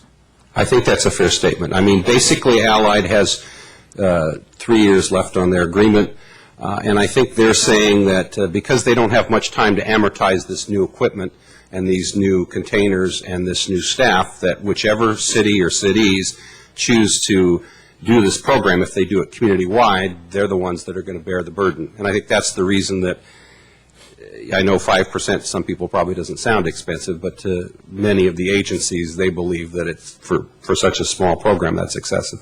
Well, Can I just add to that one comment, because I work with SBWMA also. As I understand the rates for the tonnage rates for plant weight, plant material, right now Allied has through they took over for BFI. Their contract is for $20 a ton for the plant material. That's what they charge for the pickup. They want to move to $37 a ton to pick up the same material if we add this program. That's right. There's no correlation between 20 and 37, even the amortization. I mean, it's just, they're making up, well, there's a correlation to making up for lost time and perhaps some of the new equipment they have to bring up. I guess to use a labor relations term, it's a reopener. It's an opportunity. I think Mr. Lanzone is correct. We have a very favorable rate. As some of you recall, a couple years ago, we negotiated that as part of the 4-year extension. And that was back when BFI was still here. Now that we have new ownership at Allied, this is an opportunity, assuming we want to go here, for them to open up the whole thing. I think it's a good point. So then, one of the speakers previously had mentioned an interesting number. I'd just like to see if anybody has something else that they can back up. That based on picking up food waste, they would move from a 32-gallon container, 32-gallon container down to a 20. So we're talking a very significant reduction in what would actually go to the landfill. Let's call it about 50%. Does that jibe with any numbers that we can look at to say food waste contributes this much to what's getting picked up? I think at this point it would be hard for us to really comment one way or another on that, only because what the staff at SBW may have said is, before we delve into this deeper, we want to see how many of you are serious about going down this path. And if you do, we'll examine how many people have significant yard waste or food waste, what containers and all of that. So we don't really have that data yet. That would sort of be a point for me to kind of go, okay, is it really half of my waste is food? Or is that what we're seeing in San Carlos? Or what is it? Yeah, and again, we don't have that level of breakdown. Although the other thing I would caution you is, if you go into this program and reopen, in effect, the per-ton cost in San Carlos, and it's not reopened in the other 10 agencies or even the other 11 agencies, someone will be paying a significantly higher cost for garbage collection in this community. So that's the concern I think we have at the staff level. It's a cost benefit. Is it really worth that much increase in cost to pick this up, or are there other ways to get there? Sorry. That's right. You basically, it says staff recommends the council that the council directs staff to pursue the extra container alternative for plant materials and organics collection, and the garbage and recycling rate increase not be considered until the next rate next year, or the next rate year, rather. In effect, we have a surplus, it sounds like, in our account, so to speak. That's why, as you mentioned the other day, a minute ago, answer the second first. That's why we don't have to raise our rates this year. We do have a surplus, but we have two potential areas where staff is going to recommend that we spend some of that. One is on the C&D program I described earlier, roughly a $20,000 expenditure in the first year. Mm-hmm. The other is in the increased street sweeping costs that we have that's also part of the rates. We've been given a notice by Allied that they're leaving that business, and the city's going to have to make that up as well. Right. And where I was going with that is that if we institute the new program of the new can, none of the ratepayers this year will pay, according to your recommendation, any more for that. That's correct. We're going to extra can. But, not silently, I guess, but they will be paying for it, because it's going to be eroding our reserve, so that in effect, our reserve, when and if we have one at the end of 2008, will be less than what it is now, because Allied's going to charge us for this. They're going to charge somebody for it. They're not going to. They're going to charge the customer, yes. They're going to charge the customer, but that's where I get confused. They're going to charge the customer, but you don't want to have a rate increase, and I can't understand whose rate increase. The customer's rate increase? Well, I think the difference here is, if we were to go to this program as proposed by Allied, everyone in town would have a rate increase. Right, but I'm reading what I just read. What do you? Okay, I guess, and I apologize. I spoke to the city manager earlier today, and obviously I didn't do a very good job because I can't figure out how this report is written, and that's my problem. But I'll try again. Okay, let's say we vote that we want to do staff recommendation, which I just read. Correct. And I pay $70 a quarter for my garbage right now. Yes. Okay. What's my rate going to be next week? Depends on whether or not you want the optional can. Okay, so I get to vote? You do. I do. You do. Okay, so I can say, who do I vote with? How do I do that? You basically tell Allied whether or not you want a can. If you don't want a can, you're still paying $70. Paying $70. And if I want a can, I have to pay extra. That's correct. Now, but then here in the second part, you say no rate increase. Citywide, no rate increase. Citywide. But if I want the can, I pay personally. That's correct. And it's individual. And that's correct. And as part of that discussion, if we say to Allied and SBWMA, we want the optional can program, then SBWMA goes back to Allied and negotiates that cost. Right. But my point is that everybody gets a vote. That's correct. So 20 people in San Carlos may decide to take this can. Mm-hmm. It seems to me if that happens, that cost for those 20 people is going to be exorbitant. It's going to, I mean, how is Allied going to just stop at 20 houses? I mean, it's going to cost them a fortune. Well, as I said, if there is interest in that, first of all, because it'll be on a biweekly cycle, not weekly, they're going to be stopping anyway. So we think it'll be an incremental increase in cost, not significant, whereas this suggests going from biweekly to weekly, which means very significant because you're adding equipment, adding employees, et cetera. But to get to the other part of your question about what is the exact number, we don't have that yet because that's to be negotiated. And again, I apologize. When you say this, I just thought I read this. Didn't I just read this? Didn't I just read it? Or do I have to read it again? I'll read it again. What you're recommending? Yes. Okay. So what you're recommending is that I can call up, if assuming we vote for this, and I can call up tomorrow and say, bring me a can. Well, I don't know that you're going to be able to call. I didn't mean tomorrow. I'm being facetious, obviously. In a month or two or whatever. Right. Once we negotiate the rate, we will tell everybody what that is, and then presumably individuals will decide, is that worth it to them or not? Okay. So it seemed to me that possibly we should find out what the rate is. I mean, if nothing else, maybe we should identify what the rate is so people can have that choice. That's part of the recommendation. We recommend to the council that you direct the staff to say to SBWMA and Allied, we want to see what that optional can costs. Okay. And that is what the other 10 agencies are interested in. They've all said, we're interested in the optional can scenario. We're not interested in the weekly collection. Okay. Sorry, I'm so confused on this. I still am. Vis-a-vis the rate increase, personally, I believe that our rates, when you mentioned like last year, the laundry list of things that we're going to have to choose from in 2 years or 3 years, and I believe that we're going to want to accept some of those, and that's going to mean a higher rate.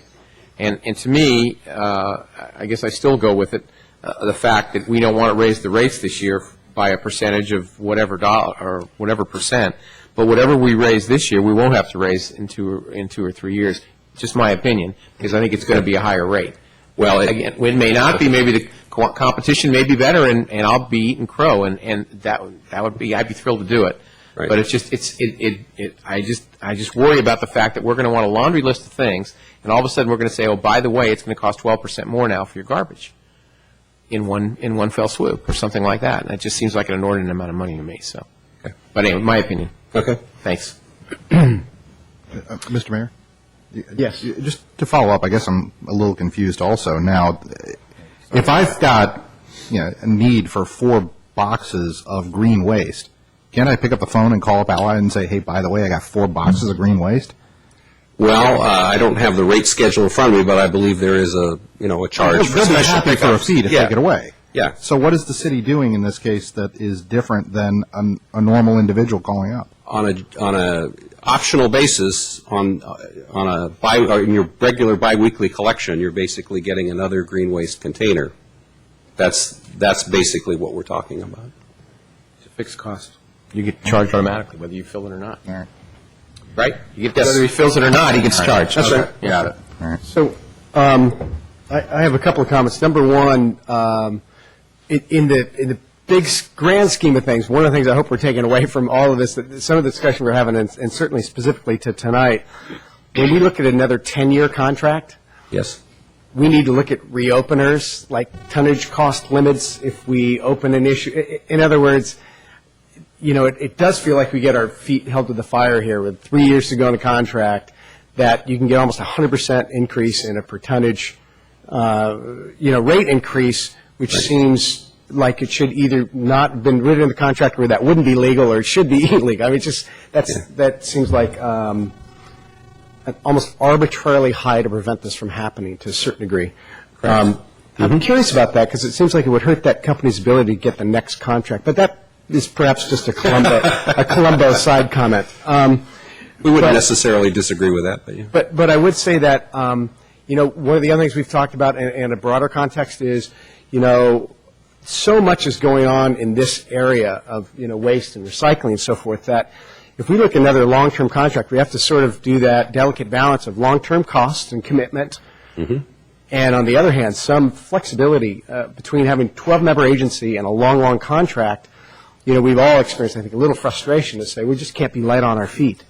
So there's some delicate balance in this contract that we need to be able to be lighter on our feet if the new contract starts in 2011, that, in 2015, if there's some new way to do something that we can sort of open those doors. I'm very frustrated by feeling handcuffed in the last 3 years of something when I feel like we're 15 years behind.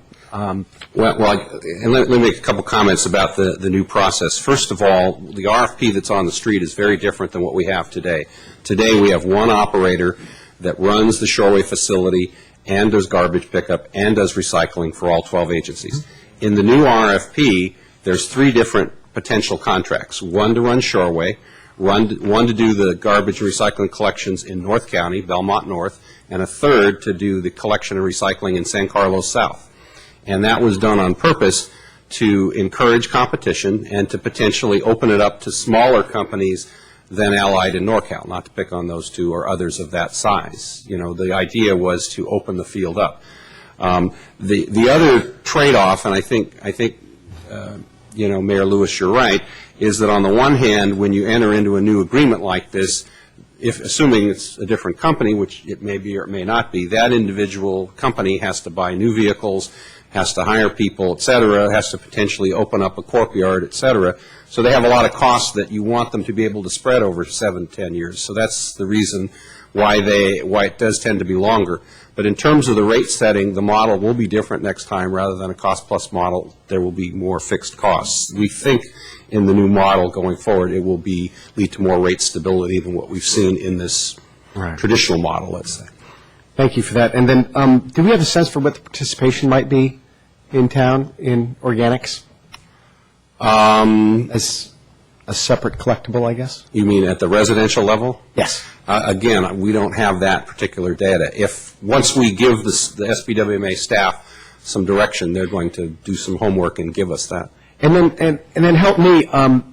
Does it all just go into the same container, or is it a separate container? Because if you throw it in with your weeds, who's going to go ahead and pick out your steak fat? In my understanding and talking to the recycling staff at SBWMA, the reason that these two were combined, the plant materials and organic, is because you can, in fact, combine them.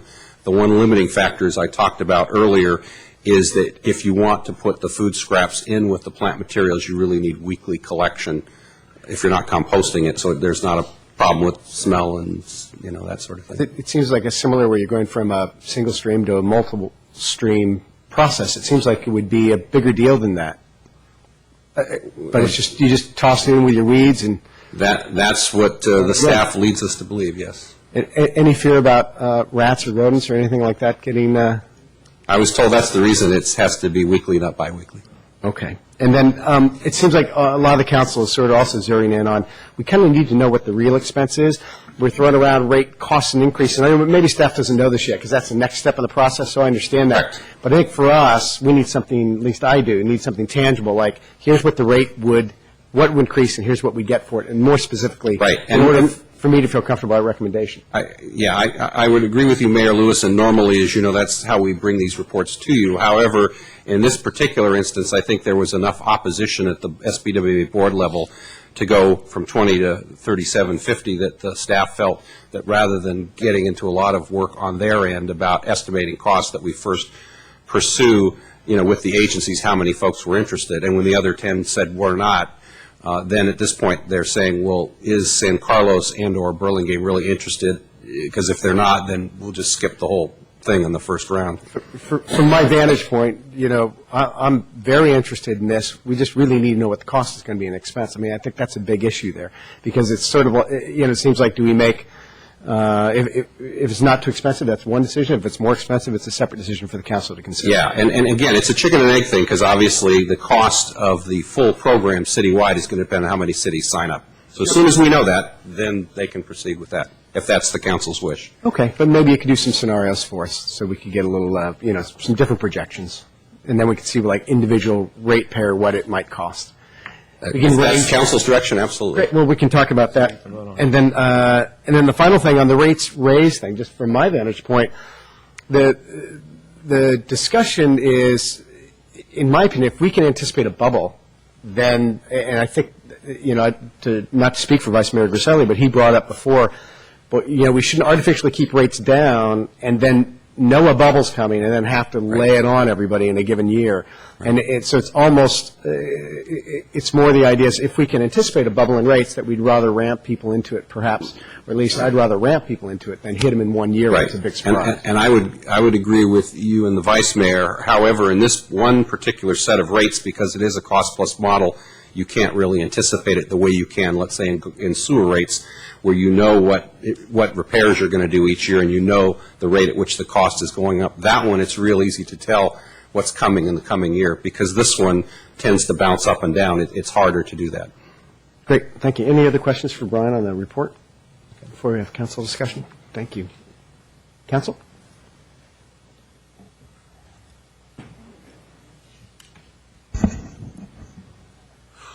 As far as the recommendation goes, I just, I don't see just driving around town when you go out, when we have collection. I think if you saw a plethora of cans, we have cans out there already for yard waste and so forth. I don't see a plethora of cans bulging with weeds and grass clippings and tree limbs and so forth. So I'm not sure offering the extra can, we'd get that much of a reaction from it.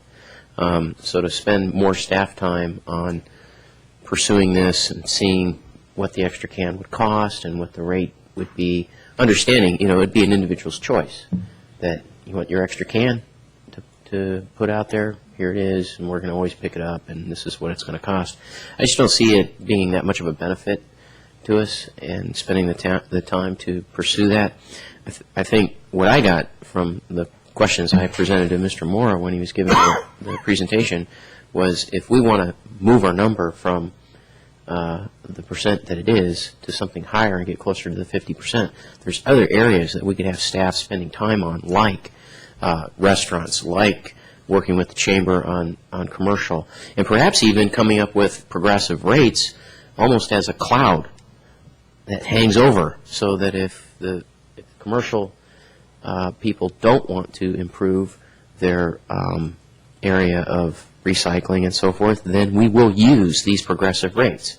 We've got it ready to use if you don't want to volunteer, better activity in this area. So I just think, overall, for spending staff time where we could get more bang for our buck, this isn't it. I think there's other areas we could get it, and that's what we should be looking at.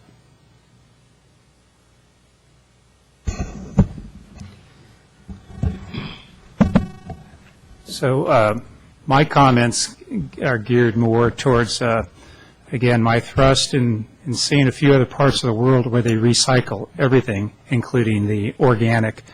It is, I think it's somewhat of an advantage to get people thinking and doing that now.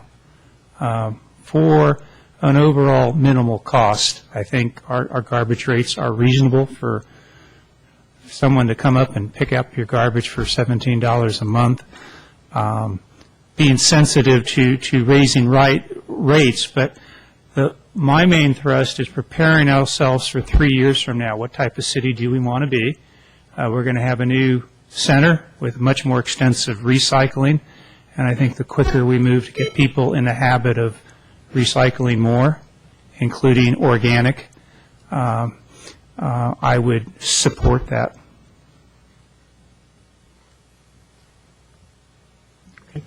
Mr. Mayor, I would like to see some more numbers. I absolutely support the notion of how can we do organic recycling. I support the notion of how we can do the composting. It strikes me that the rates that Allied are putting out are a little punitive. It's a nice legal word, but basically means they're putting the screws to us. So I'm not happy with that. I would be curious about what percentage uptake we're going to get And to some extent, I would like to turn back to San Carlos Green, and given the range of recycling projects and recycling opportunities that exist within San Carlos, I'd love to see a prioritization of where do they think is the best bang for the buck for us to spend our time. So I would love to get some more data. This is a program I'm happy to support, but I think I need some more data before we can say to the citizens of San Carlos, we're going to raise your rate an arbitrary amount. We don't know what yet. So before I could vote for it, I would need the data. Vice Mayor Grisilli. Can I ask Mr. Moore one more question? Sure. When we say staff time to develop this or whatever, if we're the only one, is it our staff time or is SBWMA's time? I think there's going to be some of our staff time, certainly. I think probably more of SBWMA's staff time. Right. So that, to Mr. Grocot's point, I mean, if it's not going to be a whole lot of work for us, I mean, it would seem to me that I'd sure like to know what the number is, as Councilman Ahmad said. I mean, just if people want to, here's the number. You want to pay it? It's yours. But we have no idea what that number is. And, if we can, if the staff of our garbage agency can generate some numbers, I'd be willing to vote for the item here on to have them do it. I mean, well, I guess to clarify, though, Vice Mayor Grisilli, when you say you'd like the numbers, are you talking about the number for the optional can, or are you talking about the number that's mandatory rate hike for everybody? I don't see. Here we go again with this. Still can't understand this report. Well, because when I get there. But the answer is probably both. Sorry. Yeah. And I think if that's the council's direction, we can certainly get you both.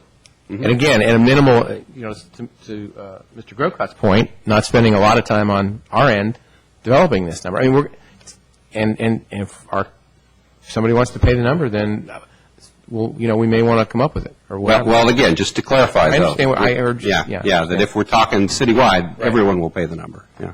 And because I went slightly out of order, Pat, if you have 30 seconds left, which you'd like to take now, I should have taken probably. Right. One quick question. Well, again, you always confuse me, Mr. Moore. I don't know why. Somehow you and I never get on the same page on some of this. Okay, we'll try it one more time. But when you say citywide, I thought you said, maybe I misunderstood, come up with a number, cost $5 a week for you to have an extra can out in front. No.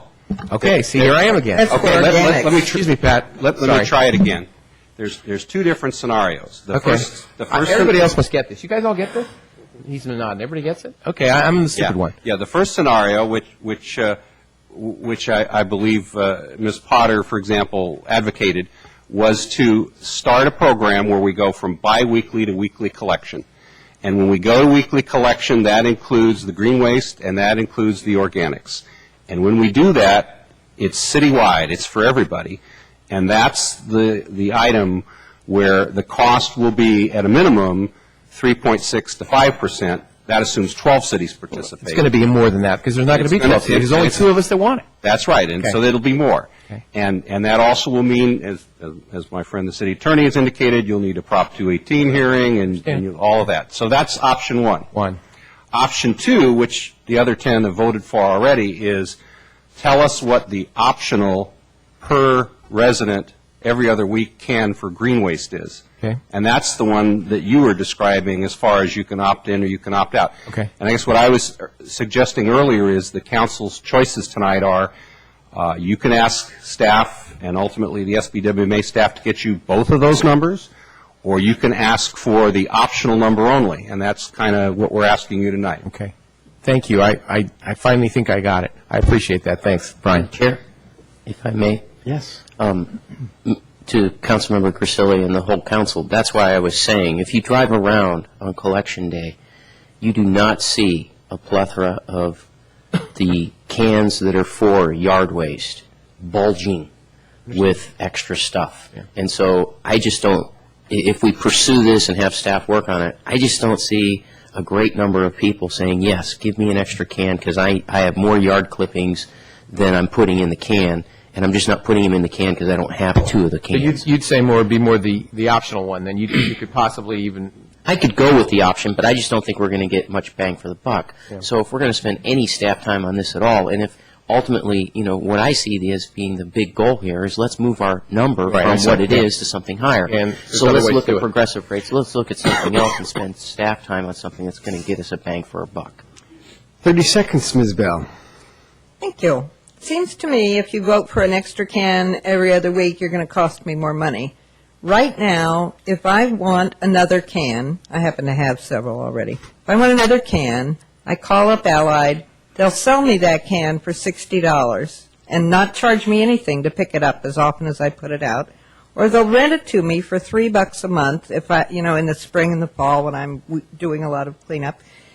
And when I don't need it, I give it back to them. But they don't charge me anything to pick it up. But if you go, as I hear Mr. Mura, to this new thing, and you offer me an extra can, you're going to give me the can for free, but then you're going to charge me every week to pick it up, and it's going to be a lot because San Mateo and Redwood City and whoever don't want to participate. So I don't see opening up that can of worms, because right now, you can pay $3 a month for 1 month or 2 months or 3 months, or you can pay $60 and get the can, but you don't pay anything to have it picked up. Thank you very much. Can of Well, worms that's and organic. Yes. That saves you a lot of staff time. I just did that part of it. So, again, just to wrap this up, because I think that this is a discussion, I'm not sure if we're actually going to have a motion, because I think we need more information, if I'm reading counsel correctly. But just from my standpoint, to wrap this up, it feels like we need some expense scenarios. And I think Ms. Bell brings up an interesting one at the very end here. What would a user at this point right now, if they got an extra can, how would that affect things versus the plan that staff has in the report? I think as far as opting into the program, that's another number that we need. Just if a single person opts in, not a rate increase overall, and then the rate increase overall, what could that number be if only a couple of member agencies participate? And I think that's mostly SBWMA time, not staff time. Right? Expense and participation rates. I think those two things would be great if we get more information. To the chair, one more thing. Do we need to have a direction on the rate increase for 2008? Is this our only shot here, or? I think if you take no action, we'll continue to assume that there's no rate change. I think the main thing I was looking for tonight, is whether to pursue the cost data for both scenarios or just the optional can scenario. And right, and I think the third scenario is if somebody opts for an extra can right now, what would that cost them? Yeah, and I think that if they opt for an optional can right now, there's no change in the way it's done today, as Ms. Bell suggests. And it may be at the end of the day when we research the optional can, the costs might be at that level or they might be less. We don't know yet. Great. Thank you very much, Mr. Moore. Staff, do you need any other clarification from council? Council comfortable with no action? Well, just through the chair, just so that we're clear, you would like, collectively, you would like us to go back to the SBWMA and ask them for more information with respect to the costs of both of these options if we were to go alone or with one other city. You want us to go back and say, yes, we're interested in this program. Please provide us with more information with respect to what it would cost and what benefit it would provide the city of San Carlos. Yes. And that's what I think council's concurring on. I'm sorry? By consensus? No. I hear a no vote. Do we want a motion then to clarify that? Okay, great. We'll take a motion. Mr. Mayor, I move that we direct staff to examine both of these options with SBWMA and report back to council with the numbers of what it would cost. Okay. Second? Well, I'll second the motion, just to have a vote. Okay. Any other discussion? Can we have a vote, please, Lori? Councilmember Ahmad? Yes. Councilmember Grisilli? Yes. Councilmember Grocott? No. Councilmember Royce? Yes. Mayor Lewis? Yes. And with that, we will move on to item number 10A.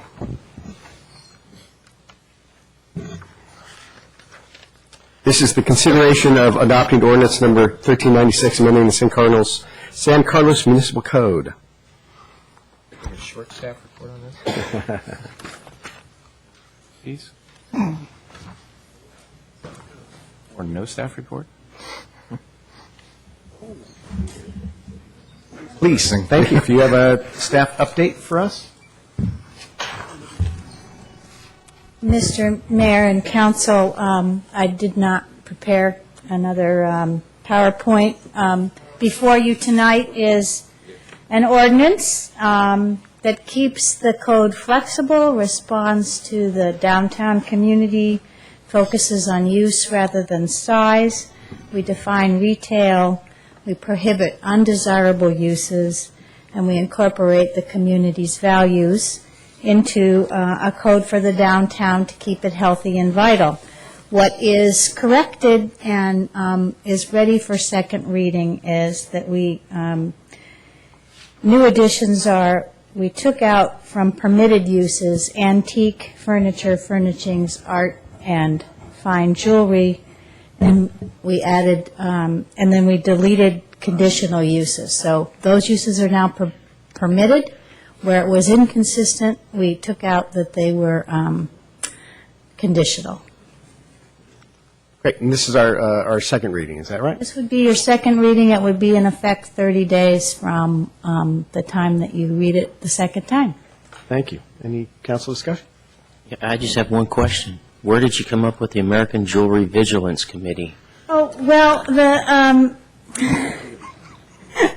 that was in before. As I understand the history of it, there was a resale shop in the downtown that nobody wanted. And by adding secondhand furnishings into the language of what was prohibited, the antique group, who also sometimes sells fine jewelry, said we'd like to be exempt, and then there had been a debate about what's fine jewelry. So this is apparently, it connotes a funny image, doesn't it? It does. It was in there before. I guess I just didn't notice. Yeah, it was in there before. It stands out much more I being just at the top of decided the not page. to change it. Thank you. I was being facetious, but thanks for answering the question. Any other council discussion? Mr. Mayor, I voted against this ordinance twice for a very specific reason, that I did not like the addendum of changing permitted use of antique stores, secondhand, and consignment. I've, went through downtown. I actually went to a couple of these stores, and I got to admit, it's kind of like my mom going to Fry's. I don't understand it. I don't go to antique stores. I don't go to consignment stores. For me personally, it's not something I shop in. So I walk in there and I'm a little confused. That's me. Then again, if you put my mom in Fry's, she's confused too. We're trying to do something that says, if I'm looking on this top line, adopt an ordinance promoting economic vitality. My objection to this has been, in the past, that I look around and go, wow, there's some stores I don't think we need more of. I don't think we need more barber shops. I don't know that we need more nail salons, unless we want to turn into the city of good grooming. So I don't understand why we're making this from a conditional to a permitted use. What I have full faith, and I understand where the downtown merchants are going to come at me to say, okay, you're an elected official, therefore you're slimy, we're not supposed to trust you. I get that. But, unless... I agree with that. But I was going to say, yeah. I'll just speak for myself then. Speak for yourself on that. Thank you. But what I absolutely trust the downtown property owners to do is whatever is in their best bottom line interest. It may or may not coincide with the downtown. If we are going to change permitted use to include antique, consignment, secondhand, I think that puts a bullseye on potential customers that we are telling the property owners, hey, go after those. Again, I've put it out that my vision of downtown, especially these blocks that we're talking about, this is our core downtown area. This is in the heart of our redevelopment area. It is something we are saying we want economic vitality. Some of the examples that council has brought up for these are stores that we love, pointing in Burlingame or San Mateo. I'm not saying don't put them in here, but let's at least take a look at them through the conditional use process. So as this amendment, as this ordinance stands, I'll vote against it again. would probably look at our city attorney and say, if I wanted to offer a motion to strike those paragraphs, is that going to go back to a first reading, or what would happen? Oh, yes. But you won't get a second anyway, so don't worry. Go Yeah, ahead. I know. I'll get completely flattened. Actually, I'll go ahead and make the motion, just so that it will get flattened. So, Mr. Mayor, I will move for the adoption of this ordinance striking Section 18.56.020B7 and 8, Section 18.56030A, B, and D, Section 18.60020B, 12, and 13. Do we have a second? Motion dies for lack of a second. Other council discussion? And just out of respect for your point of view, personally, I just don't see this as a watershed moment for the antique stores of the world to come rushing to San Carlos. So I think I just disagree with the proportion of the import of it. I hope so. But I hear where you're coming from. Okay, do we have a motion? Excuse me, Mr. Mayor, I think there may be some people that want to speak on this Oh, item. excuse me. That's Thank all you. right. Must be jet lag. And Bob Black, would you like to have public comment on this item? No, you're on general plan. Sorry, Bob. This is 11B. Sorry, Bob. Sorry. Thank you. Trying to get you to speak here on one of these items, Bob. Thank you, Vice Mayor Grisilli. Did that up good. All right. Is there a motion, Council?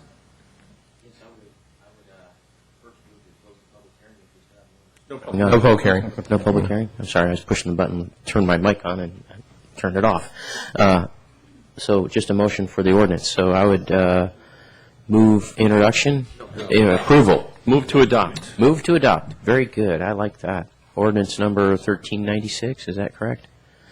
Of the City of San Carlos. I'll read it. Ordinance of the City of San Carlos, amending Title 18 of the San Carlos Municipal Code to add definitions and purpose and to amend the list of permitted, conditionally permitted, and prohibited uses in the 600, 700, and 800 blocks of Laurel Street and the 1100 and 1200 blocks of San Carlos Avenue within the City of San Carlos. Let's second that motion. Moved and seconded. Could we, if there's no other discussion, we'll have roll call, please. Councilmember Ahmad? No. Councilmember Grisilli? Yes. Councilmember Grocott? Yes. Councilmember Royce? Yes. Mayor Lewis? Yes. And finally, we are now on to 11B, our last item this evening. It's consideration of a draft vision statement as part of the general plan update as recommended by the Planning Commission. Good evening, Honorable Mayor, members of the City Council. Tonight I'm going to give you a very brief presentation on how the vision statement was developed to this point and what its purpose is, and also provide the council with some, it's also an opportunity to provide the council with some public input. The general plan vision statement that's before you this evening has been through a couple of iterations, and it's still a draft. So right now we're just looking for council input and potentially revisions. And so the desired outcome is to end up with a vision statement that's endorsed by the City Council so that we can move forward in the process. The general plan has to start somewhere, and a vision statement serves as a preamble to everything that goes on from there. And it's really a touchstone that we can use in the process so that we can go back to this and so that we don't get lost along our way in the process. And a couple of things to note: it should be brief, and it will be the first thing that people read when they get to the general plan, when they open the general plan. And the other important note is that each of the elements of the general plan, for instance, the environmental management element or the parks and recreation element, will each have a guiding principle attached to them, so we can get into more detail as we get into each of the elements. But the important thing to note is that the statement should be visionary, and it shouldn't assume that things today are going to be the same as they are in the future. The development of the vision statement that's before you, again, has been through an iterative process, starting with the GPAC, the General Plan Advisory Committee. The GPAC spent a whole meeting devoted to the statement, and the GPAC didn't focus on fine-tuning the statement, but rather created a vision based on their discussions and opinions, and based on what went before in the visioning process and other community events. Most recently, the Planning Commission discussed the vision statement in their February meeting.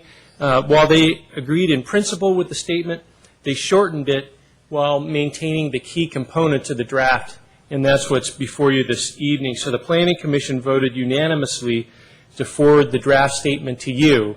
So you've been provided with both the most recent Planning Commission statement and also the GPAC statement for comparison. This slide shows some of the key issues in the statement. It's important to note that this vision statement is a dynamic statement. It's not meant to be static or just etched in stone. What I mean, it can be modified throughout the process. If we find things along the way, or the GPAC or the rest of the community finds things that need to be added, it can be changed in the process, but we really need a place to start, and this is a good place to start. So the important thing is to get a working draft from you that's endorsed by you so that we can move forward in the process. And then finally, this is just a suggested format for this evening's discussion. We're available to answer any questions. It's a chance to take public comment. You can revise the document. You can open it back up. What we'll do is we'll have the ability to have both statements on the screen for you so that you can see them. If you want to make edits, we'll make live edits to the statement so that you can see it up on the screen. And then finally, starting later this month, GPAC will be moving on to another critical stage. This is just kind of looking out into the future a little bit for you, is identification of land use alternatives and study areas. So this is kind of where it leads from here. And also a list of preliminary ideas for these alternatives and policy development there. So that's it for the staff presentation. We're available again to answer any questions. We can get right into it and start putting the things up on the screen for you. Questions for staff? Or why don't we take some public comment first? Bob Black? Yeah. Did I get it right this time? We're going to edit that out of the televised portion, right? For those on TiVo, you can I just... don't want to mash up the computer. Can I close it?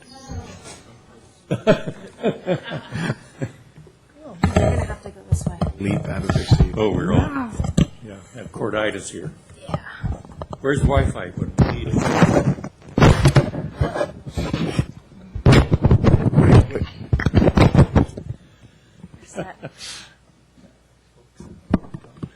I'm Bob Black, and I have some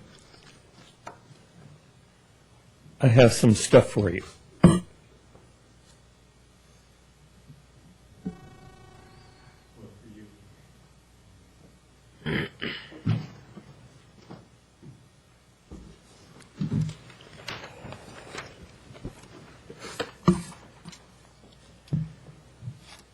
I'm not a member of the General Plan Advisory Committee, but I'm vitally interested in it, and I've attended most of the meetings. I did attend the meeting where the vision statement was developed, and I was impressed at the intense discussions in developing that vision statement. I thought there was a lot of give and take and push and shove, and they came out with this vision statement thoroughly supported by a very diverse committee. And I was impressed by that. I think that their work really must be honored and treated quite respectfully. And I didn't get that feeling from what I saw that came out of the Planning Commission. I want to give an example of two critical sentences that the Planning Commission eliminated. And the first is, people who work in San Carlos can afford to live here. And the second is, kind of the other hand of that, San Carlans are also able to work for employers located within the community. Well, why are these important to include in our vision statement? And I think it's one of the key concepts that will distinguish San Carlos from being a commuter town or a bedroom community. There's a greater chance for the development of a strong, vibrant, and united community when a large part of the population of it lives, works, and shops in that community. I grew up in a little town where that was the case, and it was really a very tight little town, I thought. Now, the City of San Diego draft general plan also includes a similar statement to the one that was drafted by GPAC, but their statement is, GPAC's is much more forceful, I think. The Planning Commission has not improved GPAC's vision statement by condensing it, in my opinion. On the contrary, they de-emphasized and weakened some other key points, especially that of sustainability. The Planning Commission, I believe, has undercut the efforts of GPAC. And there's no particular value in excessive brevity in the vision statement, I feel. Therefore, I request that you adopt a modified alternative 3 by adding, but adopt the vision statement that was submitted by the GPAC. Thank you very much. Thank you very much, Mr. Black. Now, I would like to also speak at the very end of the meeting, the public comment period at the end of the meeting, very briefly. We can have another one? We already had it. We already had the public comment at the beginning of the meeting, Bob. We don't do it at the end of the meeting as agendized. That's why we called for it earlier in the meeting. But please, once you get a chance to send us whatever you were going to say or whatever, or the next meeting, you'll have a chance to talk to it. But tonight, we've already gone through that section. All right. Thank you. Okay, so council discussion, questions? All right, Councilmember Grocott? Well, I'm simply going to, I think for the most part, agree with the comments of Mr. Black. Reading, both statements, I think the draft from the BPAC or GPAC just flows a lot better. I don't really care for brevity if brevity makes things less understandable. And also, I think it's important to, in a vision statement, for something that's, going to hold its life for 20 years or more, that it be something that someone 15 years from now or 10 years from now can read, and there's enough there that they can understand what was meant, what was intended. And when I compare the two, I much prefer what GPAC came up with versus what the Planning Commission recommended. May I direct some of that? Because I think that may be a comment that's shared. Mr. Savay, could you talk, in general, was the notion of brevity questioned? In other words, it feels like the Planning Commission was charged with something to do, and they certainly have done that, and it looks like they did their best job at wordsmithing that. But is there some unknown law that it has to be entirely brief, or is it just really sort of a formatting issue? It was essentially a philosophical difference, I think, between the Planning Commission and the General Plan Advisory Committee. That's all it was. It doesn't matter. It could be 2 pages, it could be 5 pages, it could be a paragraph. Thank you. I wasn't sure if it was like staff direction or sort of like these things have to be 1 paragraph, or it was the Planning Commission felt like it would be best to condense it. Okay. And then, so that's my comment regarding the length of it and how it reads. When I get into some of the nuts and bolts of it, and again, I'm understanding our comments are just, I think somewhere in here, well, Bob Black's written material says we're adopting it. We're not adopting it. We're just taking a look at it and giving it back. It will be reworked and reworked and reworked a couple of times, I think, before we actually adopt it. But that said, there's a couple of things in here that sort of bother me.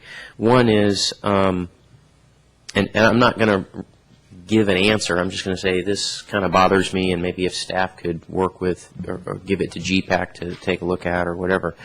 Where it says we enjoy a balance of residential, commercial, and industrial uses. I'm not sure we should necessarily break out industrial from commercial. I don't know. My thinking is that industrial is a subset of commercial. And so you have a residential part of town, you've got a commercial part of town, and commercial includes retail, it includes offices, it includes a lot of things. So why are we pulling out industrial from that umbrella and marking it in a specific way? And I also bring that up because I don't necessarily want to keep pointing us in the future to industrial. I don't, maybe someone else does, but it could certainly be a part of it, but maybe industrial kind of goes away in the future for San Carlos. And I'm not seeing that necessarily as a bad thing, as long as we still have commercial base that's strong and vibrant and adding to our economy. But does it have to be industrial? Like, I think of industrial as putting things together and manufacturing things, and, maybe we don't want that in San Carlos in 2030. So that's why I'm a little concerned about that word. The statement mix of stores and services just sounds kind of clunky to me. I would say something else like retail and services or something, but I don't know. I just thought that was clunky. And then the last one was we enjoy a wide variety of community activities, and most of the things that are listed afterwards are not activities. Parks, I know what they're saying, but parks, trails, community centers, museums, those aren't activities. Those are places where you maybe go and enjoy activities, but they're not activities. The things that are activities are sports and other civic events. Those are activities. So I just think that's a little clunky. And that's all I'm going to say. Royce? So I took a little different cut at the visionary statement. Of course, I did some pre-work. I attended some of the general plan discussions and did some thinking of where we'd see our city in 2030. And rather than look at the report, I just got a piece of paper out and just started writing down where I saw our city, and came up with a list, a one-page summary. And so there is an ordinance that if your first and last name begin in the same letter, like Bill Black and mine, you get to pass out a handout. So I'll do that right now. And what I've tried to do is when I went back and read what, especially what the GPAC wrote, I thought it was an excellent job. Probably 80% of it, or it covered 80% of what my thoughts are. So what I'd like to do is just maybe 2 or 3 items that I would like to consider somehow weaving in or adding into the vision statement. The first one is under kind of what our financial model is, and it reads like where we'll have city, school, and nonprofit services include a larger share of public service, charitable giving, volunteerism, and participation by the residents of San Carlos. So I kind of see that as a model. Second of 3 would be expansive services for our senior population, again with demographics and things that are going on, and residents with mental and physical disabilities. I think we're learning a lot more about those areas and are able to much better address activities in our parks and so forth. And the last, as far as a business model, towards the end of the page, I talk about having a model that is much more extensive in consolidation and outsourcing of services, where we could improve quality and have lower cost. Those are 3 items that I would like to consider for addition in the vision statement.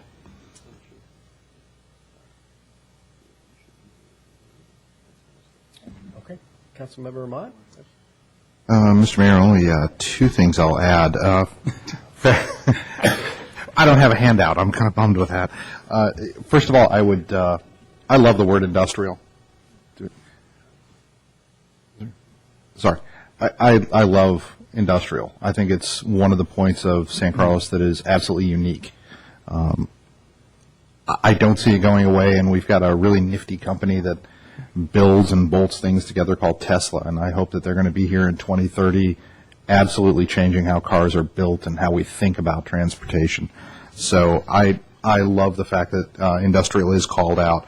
The one thing that I've learned, at least in terms of building mission statements for other companies, is I think there is a point of pride that I would like to put in for San Carlos and say that we should be the premier, that we don't have to be the biggest, but we should be the premier point of who provides services, or we are the premier city when it comes to employing green technologies or recycling materials or something else. Let's not just shoot for, oh, we do sustainable stuff, we're kind of green, we do things nicely. It's like, no. We're going to be in 2030. San Carlos should be looked upon by anybody else who's trying to do this type of plan as, oh, yeah, that's the place where they really do it right. And so let's go ahead and make it part of our mission, and I understand its vision, but that should be part of our mission. Vice Mayor Grisilli? Mr. Mayor, this is not my forte in any way, shape, or form. I appreciate the other input by the council's members. I read this report, and there were 3 alternatives, and I'm ready to vote on one of the 3 alternatives, and that's how I thought it was proposed. I didn't realize we were going to be rewriting a vision statement tonight. I didn't see that in the staff report. Perhaps maybe it was implied. I apologize. I just missed it. But I have nothing to add to this. To that, Mr. Survey, are suggestions from council at this point, is this a helpful part of the process for you to go back and reincorporate some of these ideas, or attempt to reincorporate them and then come back with a final vision statement? Well, we can go ahead and do that tonight. We fully expected the council to make changes to the document if you wanted to. And I think, as did the Planning Commission and the General Plan Advisory Commission. So I think it's a dynamic thing. We expected some changes from you. So to be clear, are you thinking that we would change it tonight and then adopt it, or make suggestions and then you would take that back to GPAC, rework it, and then we would get it? If we take it back, we've got a meeting in just a couple of weeks, and we really need a starting point. We could do it that way, but it's more, then we're kind of cutting into the scope that we've set up. We prefer to just go ahead and make these changes here on the screen, and if you can endorse that, we can take it back. And I think it could take a little time for that. Yeah, I guess, okay. From my standpoint, it's, well, I guess I agree with Vice Mayor Grisilli. I wasn't sure that tonight would be the night to wordsmith. I thought it would be a night to make suggestions, unless everybody decided that we had it. It was close. But Councilmember Royce has already, those are pretty broad changes which incorporate some of this, which may take a little bit longer to write in. But before we go there, I'll make a couple of comments. I thought that the GPAC vision statement had, I got more of a feel for what the San Carlos was supposed to look and feel like in 2030 than I did from the condensed version of it. The condensed version, as I went through it, I started to make notes about questions with certain things that I thought were or weren't included, and then when I went back and I read the GPAC vision statement, I felt like more of that was in there. So I don't know, from my opinion, it doesn't feel as though being brief is helpful in this regard, especially, some of the different general plans that we've seen. I think they do have sort of a broader scope to that vision statement, and I think that's what the general plan is all about. So to me, it's not necessarily a service to be more brief. It's a service to actually capture the feel. From my standpoint, I had one or two questions. I do agree that if we mentioned commercial, that it incorporates industrial. I don't know if we need to call that out unless we all absolutely feel like that's something we want to drive for. I just feel like commercial covers it and covers all those uses, and then we go from there. So again, I love industrial too. So, but to me, whether or not it has to be in the vision statement is a question. Yes. Just a point from staff on that. Yes, please. Been raised. it's defined very differently in the zoning ordinance. I mean, commercial and industrial are two different things. There's Okay. So we just wanted to point, there's a reason No, for that. I appreciate the clarification. If that's the case, I would leave it as it is. So is retail. Thank you. Then, Mr. Mayor, excuse me. I'm sorry? I'm sorry, through the chair.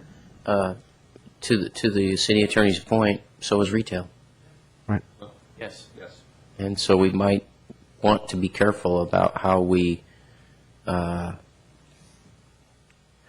that, because I don't know. My point was that we have this balance in San Carlos that everyone talks about, and often they do identify it as the industrial area. But another way to define it is simply we've got a very good balance in San Carlos. I think even over other cities on the peninsula, where we've got a very good balance of housing and then commercial areas, whether it be industrial or retail or whatever. When we get accused of not providing enough housing for our job base, that chaps me a little bit, because we actually do exactly what everybody should be doing. We have a very good balance of residential area and commercial or job areas. If you wanted to confine San Carlos to San Carlos, the people who live here could find jobs, and the jobs are available for the people who live here. We have a good housing jobs balance. And that's what that's saying to me. I don't know if that was the intent of GPAC, but that's what that was saying. Yeah, I guess in hearing what the city attorney said, though, and I appreciate your point that retail is also defined separately, I would actually add retail in that respect. And just, if they're all zoning areas, then, and this is about the general plan, I would add residential, commercial, industrial, and retail uses, and then we're probably in better shape. I was curious about the airport remains a unique part of our transportation system. Is that just a observation? In other words, I guess in the G plan, whenever you're in a vision statement, there's certain things that are goals, like I think Councilmember Royce, these are actually feel like almost more goals than a description of what the vision is. I think, those two things can converge sometimes, but and I appreciate also, Councilmember Ahmad, where do we want to say we want to be a leader in something? A lot of times the mission statement is sort of defining what you're sort of trying to achieve as well. But in this case, it just seemed like, hey, it's unique. Was there something that they were going for there? Mr. Mayor, I can tell you from talking to the chair. Oh, great. Thank you. As a council representative, although Randy's attended all the meetings, I've just stayed in touch with the chair. Mm-hmm. And the reason they wanted to highlight that as a committee is because they recognize that in the past there have been threats to the airport. Groups and organizations that say, well, we should just do away with the county airport there if we could, and put in housing or develop it in some other way. It's valuable land, so on and so forth. And their point was to recognize it, identify it, and protect it by the statement. So that may be a broader commitment that's being built in the statement that we may or may not want to consider. I mean, if that's a 30-year commitment to the airport, that would be a different action item. Actually, Mr. Mayor, I believe that the county is committed to that airport at least until 2050 from the acceptance of FAA funds for the runway renovations. So if there was an attempt by the county or the city to take over the airport, it would be declared federal territory. Well, again, I appreciate that. Just to try to stay on point here, though, is this, Al, how do you read this? Well, one of the reasons that came up is in the community visioning process, and it was identified several times that people looked at it and said, this is a unique component of our community, and, as a transportation component of our community. And I think that the word transportation is in there as well. It could be that there's different modes of transportation at the airport in the future. We don't know yet. But people did see it as something that they wanted to be here in 20 or 30 years. Okay. Thanks for that clarification. I'm still waiting for the jetpack. There's, I think, a Disneyland promise in the 50s of a jetpack, and we haven't gotten there yet. I didn't see the arts mentioned, and I thought maybe in the San Carlins enjoy a wide variety of community activities. I agree with Matt that we might be able to add it where it's a little bit more of an action of this. We enjoy activities by participating in these types of things. But I think the arts should be included in here, and I thought it was kind of a copious miss. Through the chair? Yeah. Something I thought of, and I agree with you, but just looking back at my comments, if it said St. Carlins enjoy a wide variety of community venues, including parks, trails, theaters, that sort of thing, the word venue would capture what they're trying to get there. Can you put that one in? Okay. And then, did you want, Mr. Mayor, or does the council feel like theaters should be added? And I agree with you, but I don't know if it's a consensus of the council. well, I'll make my final point, and I thought maybe we could collectively talk a little bit about. The final one is, I certainly believe there could be an educational component in the statement, but I'm not sure what that vision is exactly. Boy, I could throw mine in there. I've been saying for years. Right. You want me to spit it out now, or? I mean, That's right. I mean, I get it as a feeling statement, and less, I guess, I less understand that goal. But I guess in a vision statement, it would work within that. So with that, anyway, council discussion. What do you guys, anyone to pursue? Through the chair, I see some adjustments being made to the planning commission one, but is there a consensus that that isn't the one we want, or? That's a good way to attack this, I think, to first talk about, do we want to go with a And then we'll adjust larger statement?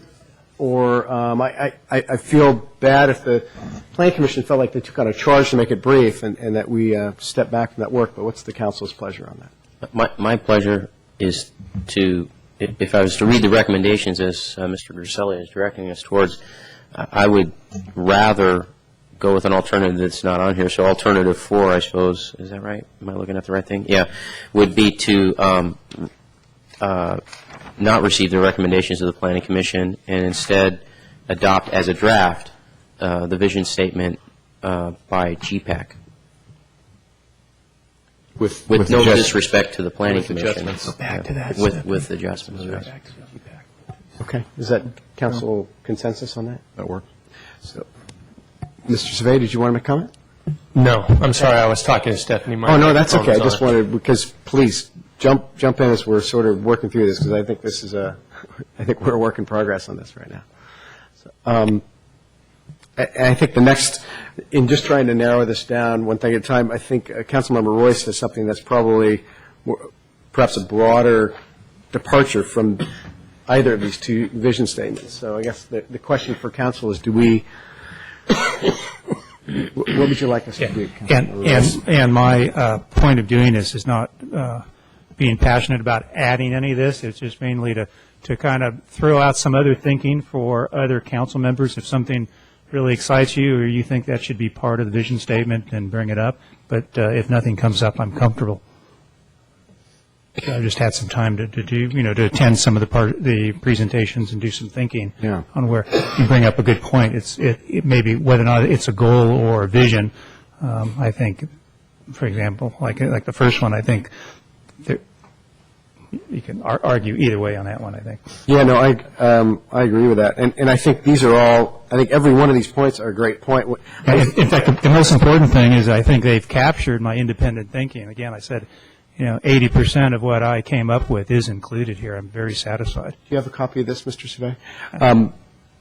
In just my looking at it, it feels like these would be great components of the general plan as you get into different descriptive areas. Although I think what you're saying is the first one may be a little bit of a broader point having to do with nonprofit services and volunteers and charitable giving. And I mean, I could see that being woven into the statement somewhere. And these are all good, but I think that one's maybe more of a vision for. The other ones are in there, except I see. So if you want to. Do you want to try to take a look at that and make a suggestion where we might be able to weave that in? Well, only if there's others that think. We're talking about the first one, about people? The first 3 I talked about, maybe just there's only 3. Sure. Only 3? I'm lost then. Yeah, so the 3 I talked about would be 1, 3, and second to the last. So once it starts with city, expansive, and consolidation. Those are the three? It's up for you to take City or expense. dump.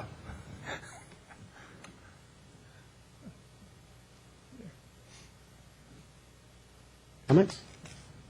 Where? It's the bold. It's Okay. the bold areas, I believe. The first, the third, and the second to the last line. In consolidation. If you have any interest in any of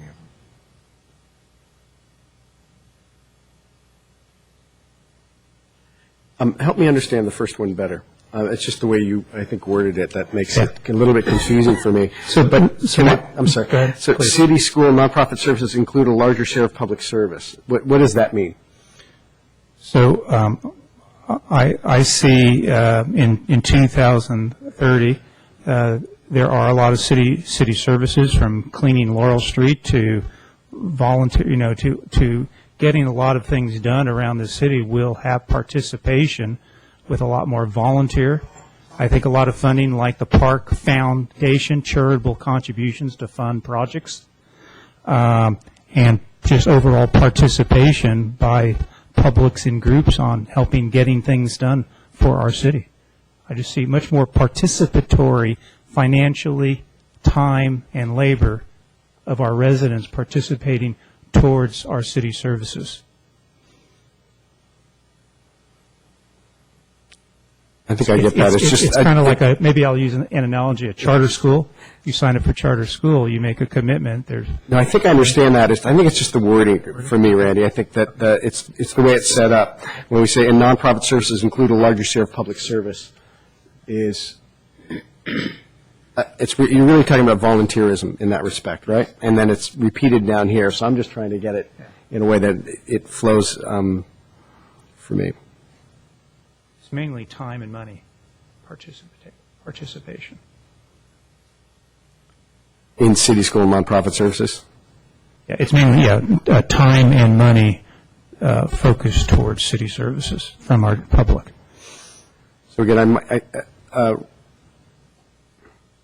we can talk about whether or not we want to continue word service that. I'd like to just work those maybe words with you. Maybe we can add that at some point. I don't know whether we can get all the vernacular exactly right tonight, but I like the idea of including that in the vision statement. To me, the expansive services can care for our senior population, residents with mental and physical disabilities, is an unassailable goal, in my opinion. So whether or not we're talking about actually expansive services or whether it's just sort of inclusion and care or something, like an inclusive environment for when I looked at it, I was thinking about do you add senior and youth and all of that or not? So that was my only question. Okay. But I wonder, in a vision statement, do we want it to be more like inclusive, an inclusive environment and care for the senior population? Mm-hmm. Do you know what I mean? Okay. Stephanie's trying to write this, so if you get something that you like. What I was going to suggest is San Carlos, something like San Carlos has an inclusive environment for our senior population and residents with musical and physical disabilities. Do you like that? I like that. Does that work for others? San Carlos is an inclusive community? Or do you like the That word could work as environment? well. I was thinking like it's an inclusive environment for that, but it's an inclusive community. I think an inclusive environment goes maybe where we're trying to, it's a. I'll go either way.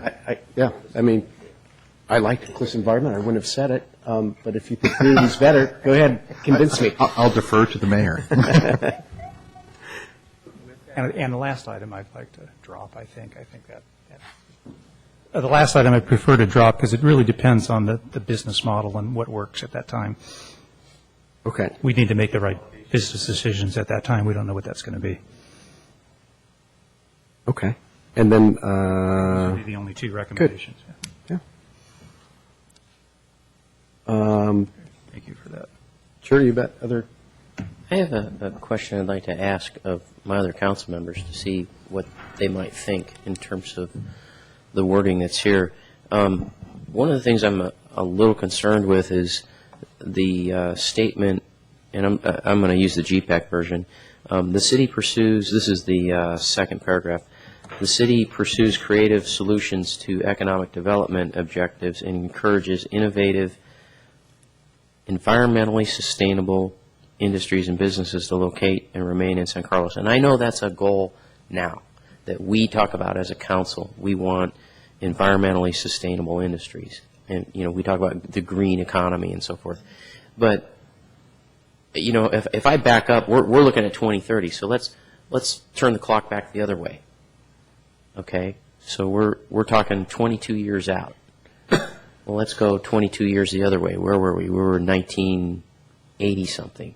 What were things like? What were people talking about? And the reason I take us back there is, imagine trying to be visionary at that time. Would we even have thought of environmental stuff?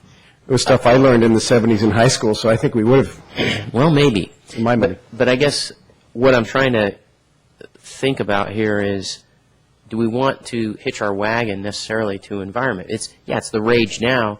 When I first got on council, all the talk, like when you went to league functions and everything, you know, now you go to league functions and everyone's talking about environment and green this and green that.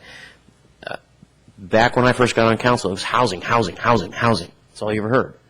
I'm just not sure I want to hitch my cart to something that's a rage right now. And is it broad enough to be truly a vision statement? If you say, we're going to look at environmentally sustainable. Right. So you feel like it might be overemphasized and might be dated down the road. Yeah. Council? And maybe we simply want to say encourages innovative industries and businesses to locate and remain in San Carlos. That's a good policy to have, regardless of what the rage happens to be at the time. Yeah. Anybody else? I think when I see your point, Councilmember Grocott. Go back 20 years, or like even when you came on council, that housing was, you know, all the rage that week. But I think when you do and again, I'm not an expert on vision statements. Boy, am I not. But I believe that that's the whole point of it. You're looking out and you're trying to anticipate. What was the thing that came around in the was it the I can't even remember. There was all these folks writing about the things that were going to happen 20 years ahead. You know, I mean, people, it's a vision, and so you either think it's going to work or it's not going to work. I mean, I tend to say what they've done here, I think is a good job, and I'd say innovative, environmental, sustainable industries. I go with it. If I may pursue the point just a little bit, it is, Mr. Mayor, you had mentioned about the educational component here, and what does it mean?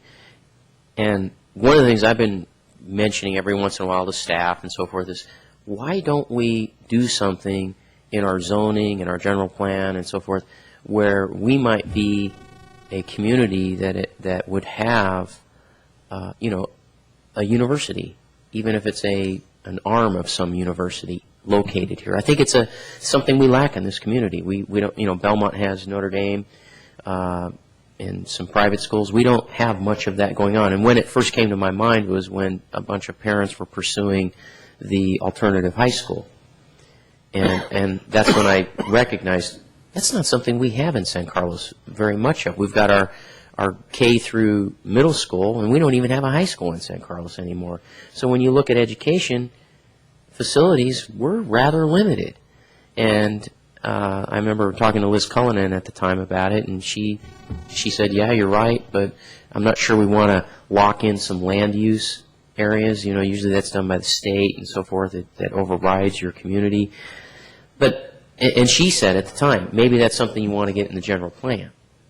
And the way it's written here, I'm happy with it because it's not specific, but it does leave the door open so that if down the road we wanted to look at, yes, we want a university here, we want to ask San Jose State or San Francisco State or somebody to put a satellite campus here in San Carlos, we could do it according to the general plan. So that's why I'm happy with that statement, not happy with the other. Right, and from my standpoint, I came off of that after thinking about it, as I said out loud. So I'm comfortable with leaving that in. I'm also really comfortable and would prefer to leave in the environmentally sustainable. I got to say, I think ever since I started school, there's been consistently. When was that? Oh, I'm sorry. A long time ago. But I mean, I think there was environmental awareness, and there should have been this in the document then. Whether we talk about population or cars or coal or whatever it might be. So I'm completely comfortable with this from my standpoint. Okay. And I just bring it up for a discussion point. I'm not, I understand. Yeah. Mr. Mayor, just to play on Councilman Grocot's point, I'm happy to support environmentally sustainable. But another way that we may also address it that may give us a little bit more room is the use of the term ethical and appropriate. One of the things that might be interesting is to recognize, 2025, somebody's going to be looking at what are we doing in this particular area of town, hold this up. Environmentally sustainable, I don't know if that's the right yardstick to use in 2025 as opposed to ethical and appropriate. So you would suggest innovative, ethical, and appropriate industries? I think at this point it is ethical to say that it's environmentally sustainable. I think that strikes everybody as ethical. But there may be other things that we may find at some point that are unethical. And how would this statement run counter to that? I don't. It wouldn't. I'm saying that if we say ethical and appropriate, that gives us a broader swath. As opposed to, we could have something that's environmentally sustainable but completely reprehensible. That's true. Really? But whose ethics? And well, that's the point. That it would be left the up trouble to the with this council. is you can't. You just get. We could be here another 6 hours if we want to parse every word. So I just. This is something that's going to be. What are we in 2008? We're 22 years ahead of time. Yeah. I'll be 82, but I'll be here. I might still be sitting here talking about this too. But term limits. I just. On term limits? Oh no, sorry. What? We'll adjourn the meeting before that. But no, I think you just. Whatever. I'm done.